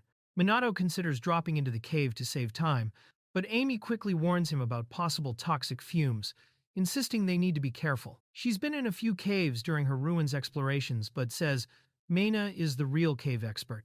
Minato reports the cave discovery over the communicator. Mynia warns him it's dangerous to continue without proper gear and says she's on her way. As he waits, Minato suddenly notices something gleaming in the darkness.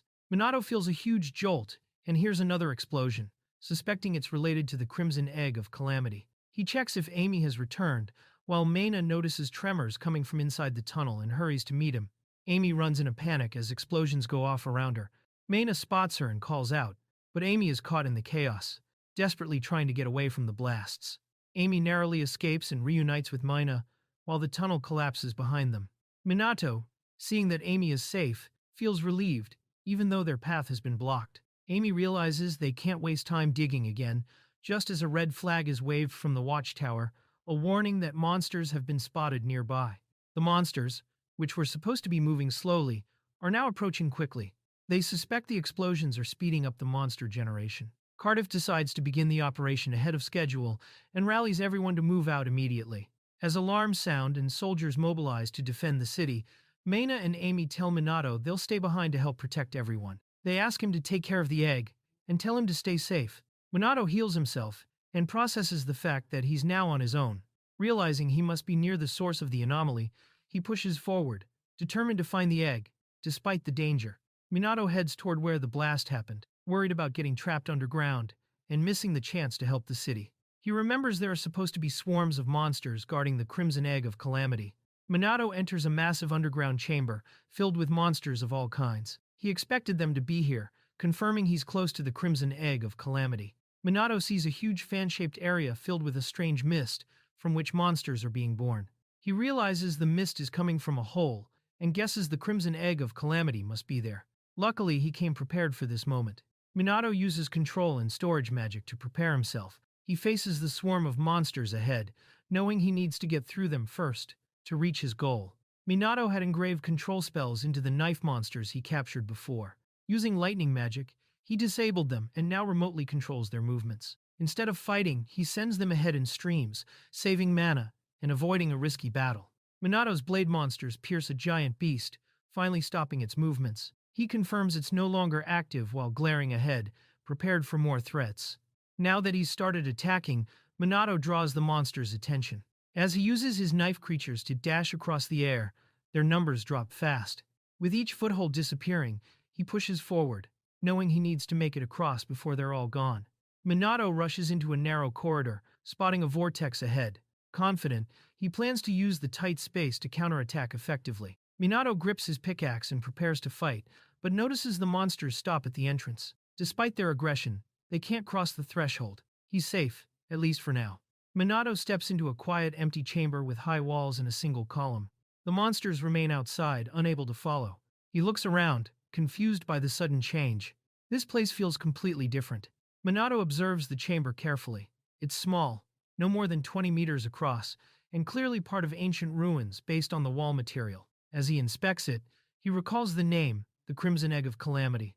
Even so, something doesn't add up. Minato stares at the object placed on the pedestal.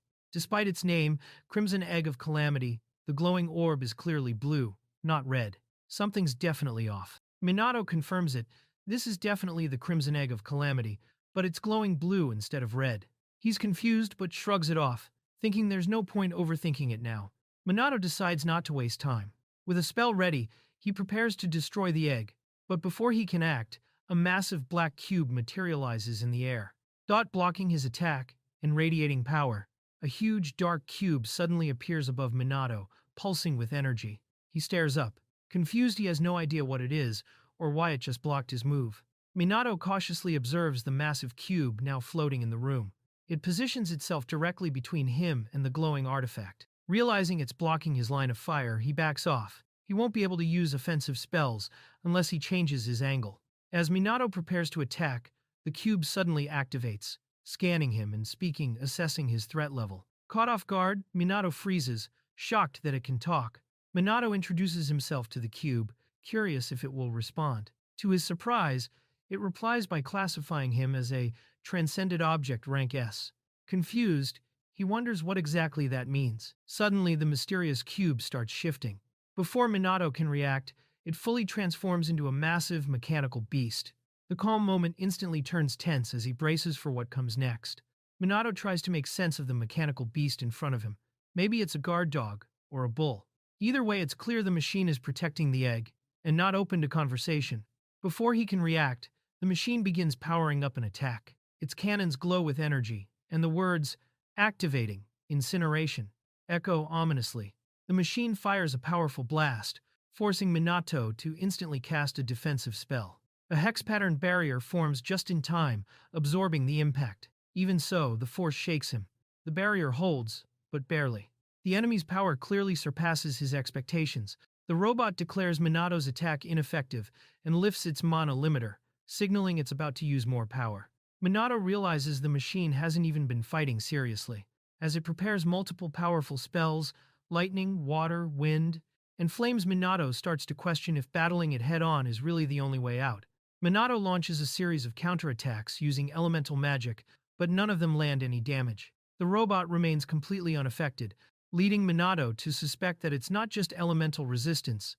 The machine might be immune to magic altogether. Meanwhile, the machine begins charging another move. Minato struggles to hold off the relentless assault, trapped behind his barrier as the machine continues activating more attacks. He considers using his ultimate move, the Nameless Spell, which might be strong enough, but doubts he'll get the time he needs to cast it before the next strike lands. Minato realizes magic won't work, and the machine isn't showing signs of stopping. With no other options, he decides to go for a direct physical attack. Even though he doubts it'll work, he charges in, putting everything on the line. Minato's pickaxe hits the machine dead on, but it does nothing.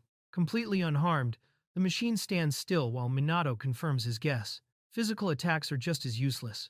Now, standing out in the open and unarmed, he knows he's in serious danger if the machine retaliates. As the pickaxe falls, the machine suddenly redirects its attack, not toward Minato but toward the tool. Confused, Minato quickly notices something strange. The pickaxe was about to land on a pile of heavy magic crystals. It didn't target him. It reacted to the crystals. He doesn't know why they're there, but he instantly realizes that's the key. Minato recalls that in his previous world, these heavy magic crystals were strictly military grade due to their extreme mana output when struck. The machine protecting them confirms it. These crystals are dangerous enough to harm it. If he can trigger an explosion with one, it might be enough to win. With that realization, he sees a real shot at victory. Minato is surprised to see the machine willingly leave the egg unguarded. But instead of panicking, he stays calm. He's already holding a charged crystal, his plan in motion. While the machine activates again, he taunts it, confident that its repositioning won't stop what's coming. Minato challenges the machine, making it choose between defending the egg or the magic crystals. Using a tactic from his past life, he sets both targets in danger. The moment the machine tries to protect both, Minato knows it's over. It split its focus, and that was enough to secure his victory. Minato takes a gamble and fires straight at the heavy magic crystals, planning to destroy them. Knowing the building is ancient and sturdy, and having reinforced his defense spell beforehand, he braces for the blast. He bets on the structure holding up, and on his own survival, something the machine clearly didn't expect. Minato charges one final spell and declares it's over. As the smoke settles, the machine is left in ruins, completely destroyed. He stands exhausted but victorious. His risky plan worked. The machine's core is completely shattered, crystals shattering and sparks of energy shooting out everywhere. Minato's final blow was accurate. The enemy's heart was destroyed. The monsters that had been attacking violently began to disappear in the midst of the battle. Disintegrating into particles before the shocked eyes of the adventurers, the chaos quickly turns to confusion and collapse, with screams of surprise echoing through the forest. The group soon realizes that the monster's disappearance was thanks to Minato. Everyone comments, confirming with certainty that he was responsible. Amidst the tension that has passed, two emotional girls exchange glances and hug each other tightly, relieved and happy to be safe after the danger. Minato walks silently down the dirt road to the back of the Myas wall. His steps are lighter, his gaze calm. Seeing the gate before him, he finally relaxes. The battle is over. The weight of a mission accomplished is reflected on his face, now relieved, as he gazes at the gate with the certainty that he has returned safely. Minato stands silently, his wrists in shackles. A man approaches him with a calm but serious tone, asking something. The guards are dismissed, told to return to the city, while the man and his companion prepare to take Minato somewhere else. A hidden mechanism is activated on the wall, opening a path. The situation shifts. Minato is no longer just a hero, but now a captive with unknown fate. Minato is led through a concealed door hidden within the city walls. As it opens, a secret passage is revealed, silent and dimly lit. He follows the man down the stone corridor until they stop in front of a locked room. The man opens it and instructs Minato to wait inside, leaving him alone in the mysterious chamber. Locked in a dim, cold room with only a candle and some books, Minato sits alone in silence. He doesn't complain, but he can't help wondering what led to this treatment. He didn't expect a warm welcome, but being isolated like this feels undeserved. Minato sits alone in a small stone room beneath Myas, his hands clasped and gaze low. There's no one around, just the flicker of a candle on the table. He's been locked away in the basement, left to wonder what comes next. Locked in the underground room, Minato stares at the handcuffs on his wrists, already aware that he wouldn't be able to remove them by force. Despite his imprisonment, he notices that no one has treated him badly. Their behavior is strange. He begins to wonder if turning himself in was truly the right choice. Something about the man who placed the handcuffs on him seems familiar, as if he's seen him before. And now that same man wants to ask an important question. While imprisoned, Minato tries to remember where he knew the man from. His face is too ordinary to be noticeable, but something won't let him rest. He realizes that the memory has been overshadowed by the striking figure of the man's companion. Suddenly, everything clicks. The door opens with a metallic click, and Minato finally remembers. Two figures entered the dimly lit chamber, their presence commanding immediate attention. Minato quickly recognized the man who had stood behind Cardiff at the guest house, and the realization struck him that Cardiff herself was the one responsible for his arrest. Standing tall and composed, Cardiff regarded him with a confident gaze. While Minato pieced together the truth of who had orchestrated his current situation, Cardiff entered the room with her subordinate. Sitting confidently across from Minato, the guard stepped back, leaving the two face to face.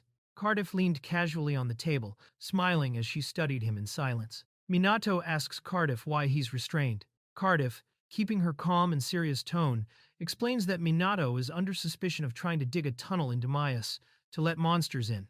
Minato realizes the tunnel to the Crimson Egg looks suspicious, like it could let monsters into Myas. But Cardiff says she already talked to Amy and Mynia, who confirmed they all dug the tunnel together. Cardiff explains that the tunnel collapsed, leaving Minato behind, but their real goal was to destroy the Crimson Egg. She connects Minato's actions to the reason why all the monsters vanished from the area. Cardiff questions Minato's story, finding it hard to believe a mage could fight through swarms of monsters alone, just to destroy the egg. Since mages are usually seen as weak support in that world, Minato tries to act clueless about the egg's destruction, but Cardiff presses him for proof, making it harder for him to keep up the act. Minato presents a round jewel he found in the room where he destroyed the egg, hoping it will serve as proof. After searching through the rubble for any remains of the egg, Minato can't find a single shard. He notices that the jewel he found is the same color as the egg and shows it to the others, hoping it might be proof.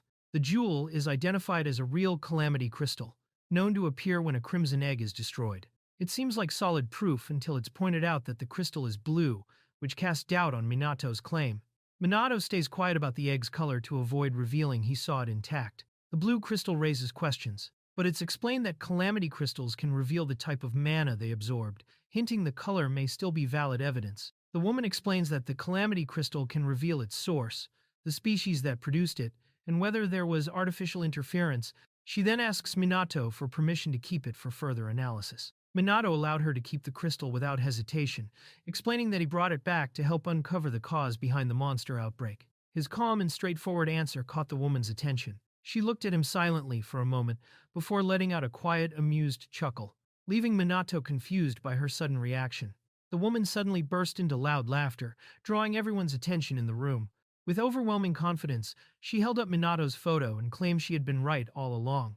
Her instincts had told her Minato wasn't working with the enemy, and now she felt fully vindicated. Pointing triumphantly, as if to seal her victory in front of everyone present, the woman confidently argued that no enemy would so easily hand over the calamity crystal if they had anything to hide. Her reasoning made Minato realize something deeper was at play. As he processed their words and actions, it became clear their suspicion wasn't about the destroyed egg or the monster tunnels. What really concerned them was the possibility of a hidden connection between him and a greater unknown force. Minato learns that his sudden arrest was actually a protective measure. The woman explains that carrying the calamity crystal openly would make him a target for hidden enemies in the city. She warns that others would have tried to steal it, showing how valuable and dangerous the crystal truly is. Minato receives a warm embrace from the woman, who thanks him on behalf of the guild for saving the city. As a gesture of gratitude and trust, she offers him the chance to learn more about the mysterious threat behind it all. After thanking Minato, the woman playfully shifts the responsibility of sharing the full details to the man named Leader. She walks off confidently, assuring him that there is no longer any reason to doubt Minato. Meanwhile, Minato jokes about possibly becoming a target too, leaving Leader a bit stunned as the door closes behind her. Although it was confirmed that Minato was the one who destroyed the egg, Leader still struggled to accept it. Meanwhile, Minato sat alone, still cuffed, wondering why the restraints hadn't been removed. Then, a cryptic question echoed in the air, one that hinted at deeper forces behind everything. "Do you know about the invisible hand of Machina?" Minato was confused by the cryptic phrase, wondering if the invisible hand was some kind of ghost. Meanwhile, Leader turned away, clearly deep in thought. The room fell into silence, tension lingering in the air, as Leader sighed, unsure of how to explain the weight behind those words. After some time reflecting, Leader finally relaxed a bit. He admitted that Minato wasn't actually working with the enemy, and even expressed relief that things ended without bloodshed. Though his words were awkward, it became clear he no longer saw Minato as a threat. In fact, quite the opposite. Deep down, he knew that if it ever came to a fight, he wouldn't stand a chance. Leader, clearly uncomfortable in the underground cell, expressed a strong desire to leave quickly, admitting that physical labor like mining was not his strength. He then revealed crucial information. The Invisible Hand of Machina is the name of a criminal organization currently viewed as the greatest threat by the guild. According to the latest intel, this group is believed to be hiding somewhere within the city of Myas. Minato realizes that the unsettling gaze he's felt since arriving in Myas was actually from Leader. Leader admits he had been monitoring Minato the entire time, suspecting him of being an ally of the enemy. Even from the very beginning, Leader didn't trust him. Minato, feeling a bit frustrated, asks why he was suspected. He admits he might look suspicious, but insists it's unfair to be mistaken for a criminal. In response, Leader silently slides a paper toward him. As Minato takes it, Leader tells him to look closely at the evidence laid out before him.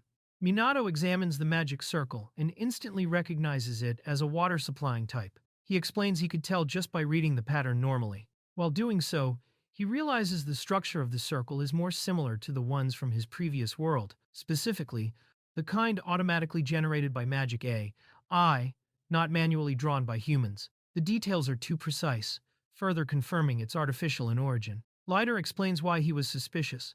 Only a select few can read the magic circles used by the invisible hand of Machina, and those circles are usually unreadable to anyone else. The fact that Minato could read them easily made him stand out.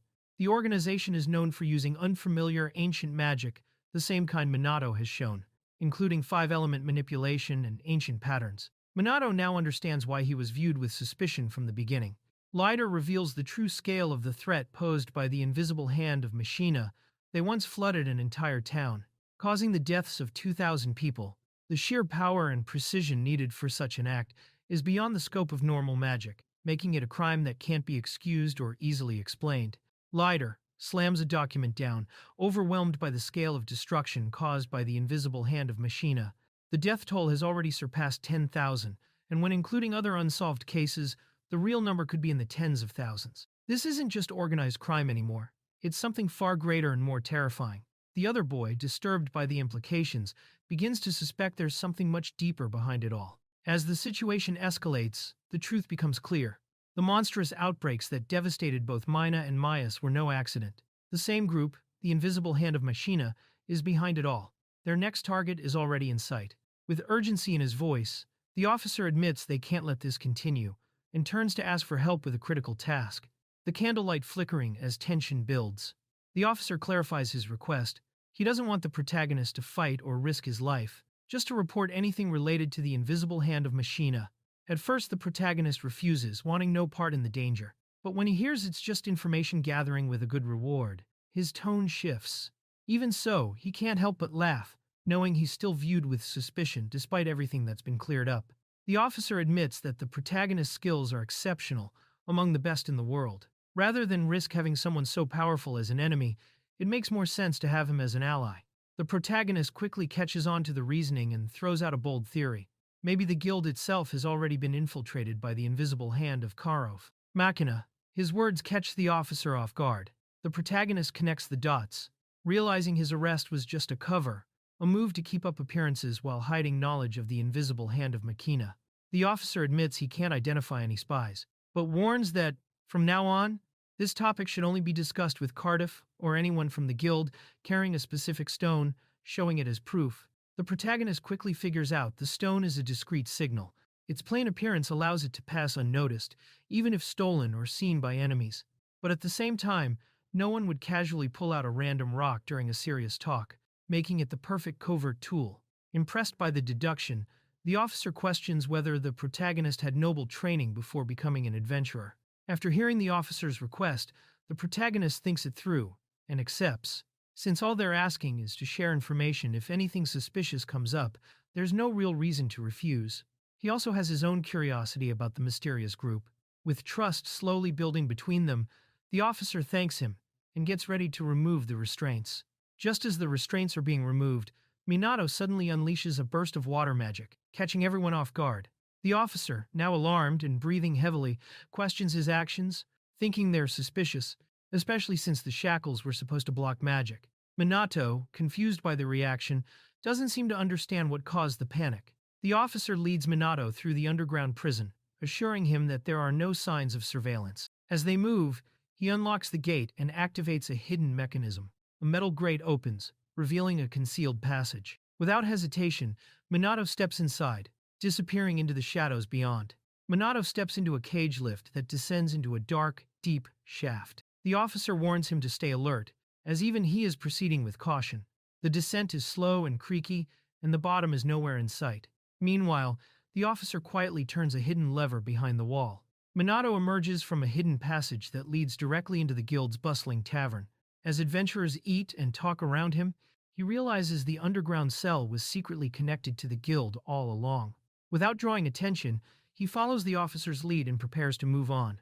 Minato steps into the busy guild tavern, packed with adventurers trying to learn more about the monster outbreak. While scanning the room, he notices that leader, who was just there, suddenly vanished into the crowd. Minato realizes that the man purposely blends in with a forgettable presence, fuzzy, hard to notice, almost like a defense. Taking the hint, Minato adjusts his behavior to avoid drawing attention too. Minato spots familiar faces across the room. Amy and her companion. Realizing this is the worst time to be noticed, he tries to stay hidden. He knows that if they see him, they'll scream his name without hesitation, drawing the attention of everyone. His heart sinks as Amy starts sniffing the air, somehow catching his presence through sheer instinct. He's left wondering how they even sensed him in the first place. Minato hides behind a barrel. Torn between the urge to approach his friends and the fear of drawing attention, Amy and her companion search for him, visibly worried. Guilt creeps over him as he watches them call out his name. Sensing his emotional conflict without needing words, Leader quickly understands Minato's intentions. He wants to reunite with them quietly. Without creating a scene, Amy and the other girl spot the man they believe arrested Minato and quickly confront him, fuming and ready to demand answers. Minato, still hiding behind the barrel, watches nervously as they misinterpret the situation. Despite the tension, the man calmly speaks to them, and his composed demeanor quickly wins them over. Minato peeks out, slightly baffled by how smoothly the situation turned in their favor. As soon as Minato reveals himself, Amy lights up with joy and rushes toward him with teary eyes. Overwhelmed with relief, she throws herself into his arms without hesitation. The other girl, holding back laughter, watches the emotional reunion unfold. Minato gently catches Amy, already expecting the reaction, and reassures her with a calm presence as she and her friend let out all their bottled-up feelings. Minato gives the girls a calm smile, relieved to see them unharmed. Though he can't fully understand their chaotic reactions, it's clear they had been worried sick about him. As the tension starts to ease, one of the girls hesitates for a moment, trying to gather the courage to speak. While Minato watches closely, sensing something important is about to be said, Minato parts ways with the girls, watching as they cheerfully wave him goodbye. Despite their invitation to leave the town and explore ruins together, he chooses to stay behind. As someone nearby questions his decision, Minato scratches his head with a light smile. Already aware of what he's giving up, but seemingly at peace with it, Minato recalls the times he felt drawn to exploring ruins, the thrill of discovery alongside his companions. But now, standing apart, he chooses not to join the others. Despite his curiosity, he knows that traveling with them risks bringing up things better left unsaid, especially if it means involving the girls again. Out of concern for their safety, he decides to stay behind. Minato decides to remain in the city, and as the other man departs, he expresses gratitude for Minato's help. Before leaving, he asks Minato to visit the guild reception in 3 days, promising to give him something valuable for the future. Minato silently takes note of it, ready for whatever's coming next.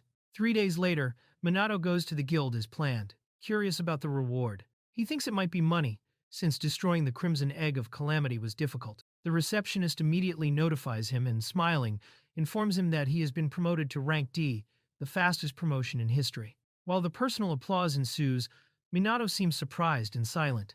Minato receives his rank D card but shows little excitement. He explains that he doesn't fully understand the ranking system. The receptionist tries to cheer him up, saying it's a huge achievement, since it would normally take much longer. She believes someone trustworthy, like the guild leader, must have helped, reminding him that he showed her a secret passage between the dungeon and the guild. Minato finally realizes that this promotion is more useful than money, and apologizes for thinking it would be a gold reward. The guild receptionist emerges, carrying with great effort a large, sealed box. Panting, she explains that the item is a gift from above. Minato observes the chest curiously, wondering if this is the real prize he's been waiting for. Minato takes the mysterious box to his room and observes it silently. Noticing a magical seal that only the owner can open, he wonders about the contents, thinking it too strict to be just money. Curious, he touches the seal to try to unlock it. Minato touched the box's seal, and immediately, it fell apart. Cautiously, he opened the lid and was surprised by a huge pile of gold coins, shining brightly.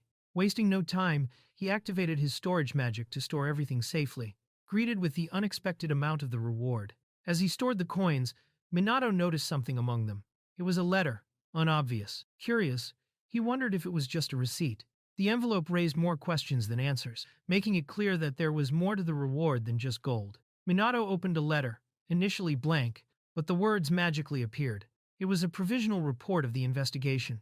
According to the analysis, the Calamity Crystal had been artificially tampered with clear evidence of manipulation. The true threat behind the region's destruction began to reveal itself. A chill ran down his spine, and he realized he wasn't just special. Someone, behind the scenes, was trying to unleash a monster outbreak.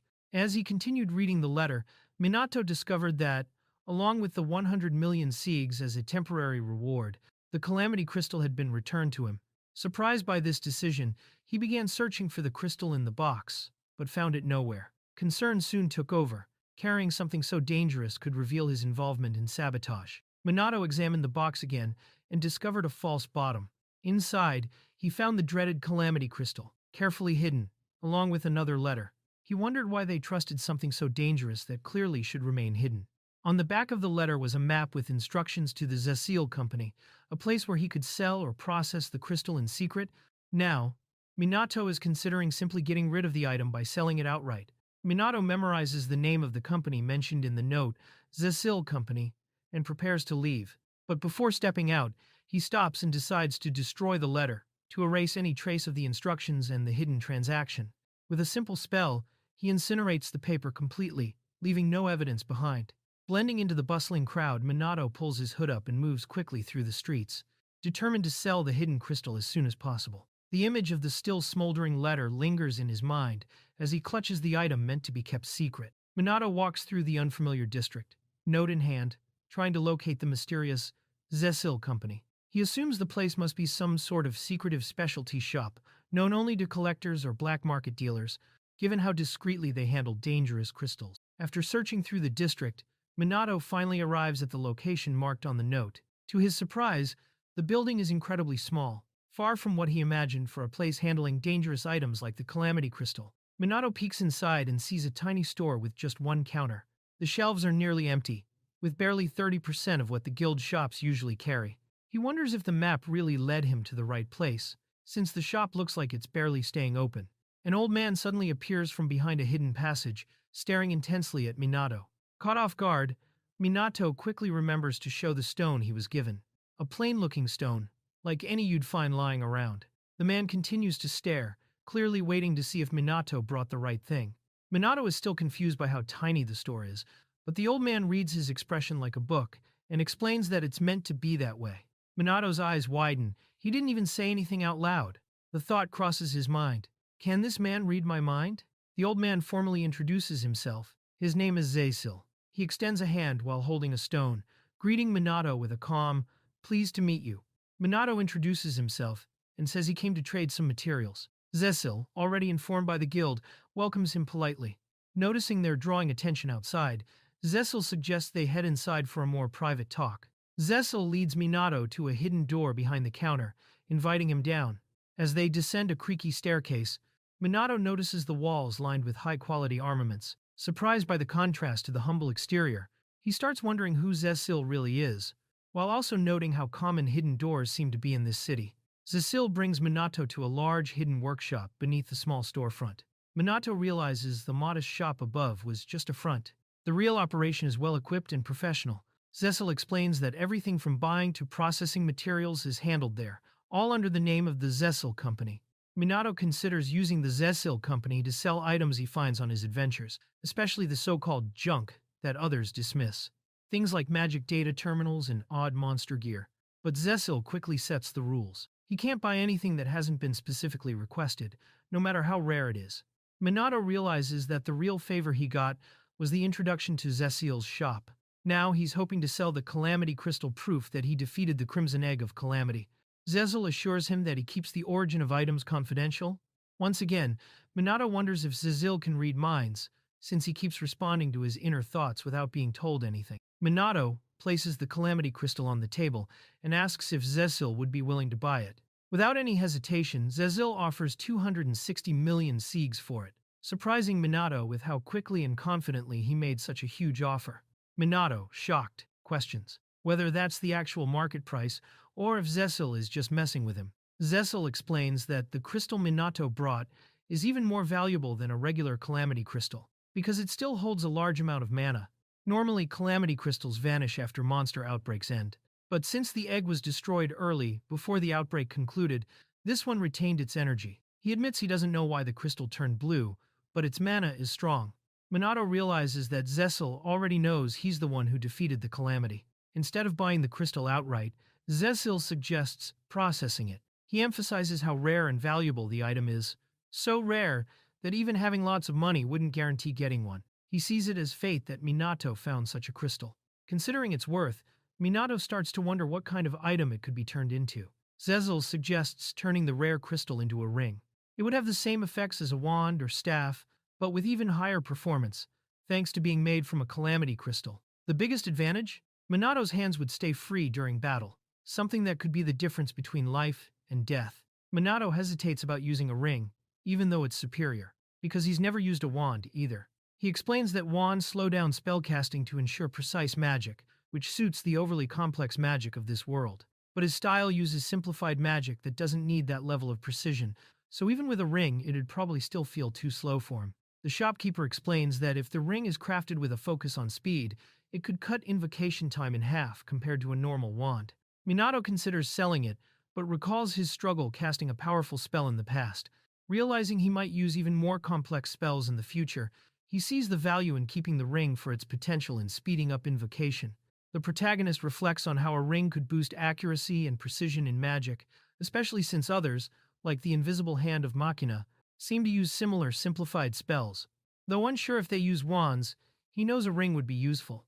Wanting to avoid unnecessary conflict, he asks if the ring can activate only when needed, something the shopkeeper confirms is possible. The protagonist considers how a ring that activates only when needed could be ideal. Since using it constantly might slow him down, he decides it would be best used for complex spells. When he asks about the processing cost, the shopkeeper quotes 5 million siegs, noting that while the process isn't difficult, it requires a special base. The shopkeeper assures that the Calamity Crystal will be hidden within the ring's base, making its origin unnoticeable. This removes the protagonist's doubts. Impressed by the craftsman's knowledge, he wonders about his true identity. Deciding to move forward, the protagonist agrees to the cost, reasoning that he had just received 100 million siegs. While analyzing mana and elemental traits, the old man confirms the protagonist possesses an immense amount of mana. The crystal glows intensely, revealing not just power, but also the class of a sage. Although the craftsman notes this with some surprise, the protagonist isn't too fazed. He had already expected the result. After confirming the protagonist is a sage, the old man tries to stay composed, but his trembling hands betray his nerves. The protagonist asks for discretion about his class, and the craftsman agrees, though he notes it complicates things. He then explains that a sage's mana is fundamentally different from ordinary elemental mana, suggesting it could lead to unforeseen consequences. Faced with the challenge of crafting a tool that could handle an unusually high amount of mana, the craftsman admits he's never made anything on this level before. Still, he searches through his collection of rings and settles on one to try. Confident, He notes that even if the process fails, the calamity crystal itself won't be damaged. The craftsman drops the calamity crystal into a large alchemical device. As it bubbles and processes, the crystal completely dissolves. Satisfied with the result, he retrieves the finished item and presents it to the protagonist, instructing him to try it on. The protagonist puts the ring on and notices it fits a bit tightly. He immediately senses the vibrations from the calamity crystal within it, confirming it was fully absorbed. The ring feels powerful, and he asks how to use it. The craftsman, seeing his reaction, comments that it looks promising. The craftsman explains that the ring activates when mana is channeled through it, just before casting a spell. He leads the protagonist to a test room with a reinforced target, assuring him it's durable enough to handle powerful magic. Wanting to play it safe this time, the protagonist decides to use only a low-power spell. Minato flips through his notebook to find the right spell. As he prepares to cast, the ring suddenly reacts, glowing intensely. Unexpectedly, a strange sensation spreads through his hand. The ring begins to pulse and distort, giving off an eerie, slimy feeling that catches him off guard. As Minato tries to activate the ring, it starts trembling violently. Cracks quickly spread through it, and before he can react, the ring shatters with a loud boom. The force pushes him back slightly, completely catching him off guard. The ring couldn't handle the overwhelming mana. Minato looks for the calamity crystal and quickly finds it on the ground, completely unharmed. Zil checks it out and confirms the ring just couldn't handle all the mana, but at least the crystal is perfectly fine. Zil explains that the ring Minato just tried was the strongest one they could make with current technology, since even that wasn't enough. Turning the calamity crystal into a ring just isn't possible. Minato thinks maybe it's because he's not from this world, so he's just not compatible with their rings. With no other option, he decides he'll just have to sell the crystal instead. As Minato and Zil walk away, Zil suddenly gets an idea and snaps his fingers, saying he might have a solution. He starts rummaging through his shelves, looking for something that could possibly work for Minato's situation. Zil searches through a chest and finally finds what he's looking for. He pulls out a box labeled "For Unknown Use," explaining that it might be just what Minato needs, even if no one really knows what it's supposed to be used for. Zil finally finds a strange ring among his collection and shows it to Minato. He explains that this ring is actually an artifact from ancient ruins, something he picked up at an auction long ago, but admits he never really knew what it was for or if it would be useful. Zil always felt the ring was hiding a strong power, but no matter how much he tried, he could never activate it, and so he just left it on the shelf. Now, seeing Minato, he wonders if the ring was actually meant for him. Minato thinks the ring looks cool, and Zil asks if he wants to give it a try. Zil says he can't reveal where the ring originally came from, but the company bought it. With Minato's huge mana, he might be able to use it. Minato isn't very hopeful, since it was just in a box labeled "For Unknown Use," but he agrees to try it out. The process to test the ring begins. The process is taking a while since high-performance magic tools need time to be made. After some time, Zil finally says it's ready and gives the ring to Minato, telling him to try casting a spell with it. Minato agrees and gets ready. Minato puts on the new ring and notices it fits perfectly. Unlike the wands in the first ring from this world, which made him feel restricted, this one feels like it was made just for him. Minato gets ready and casts a spell using the new ring. He instantly notices that the mana flow feels way more refined. The spell activates smoothly, and he thinks to himself that it feels really good. Minato fires a spell at the target using the new ring. The attack is super powerful, blasting straight through and completely shattering the sturdy target, sending pieces flying everywhere. The impact is way stronger than expected. Zil is shocked, asking if Minato just used some super high-level offensive magic. Minato is confused himself, saying he only used a low-power spell, not anything special. He looks a bit drained, surprised by the huge effect his magic had with the new ring. Minato collapses on the ground from exhaustion after using the spell, and Zil calls out his name, worried. Right after, Minato has a flashback or memory of someone from his old world, commenting that he's been staying up all night working, calling him senpai. Minato, still in his memory, divided by flashback, hands a can of coffee to a tired junior and says it's for working overtime. Suddenly the scene shifts, and something crazy happens. A car and a giant coffee can crash through, making a mess. Minato is surprised, thinking to himself, a magic transport vehicle? Showing the car from his old world appeared out of nowhere. Minato wakes up on the floor, thinking his life was flashing before his eyes, but quickly realizes he's still alive. Zil calls his name, relieved, and asks if he's okay. Minato, a bit dazed and holding his head, says he's fine. Minato sits on the ground, holding his head, feeling a headache. He realizes the ring drained all his magic, and the headache is probably a side effect. He wonders if the ring increased the spell's power, since a weak spell ended up completely obliterating the target. The Zezil quickly says that should be impossible.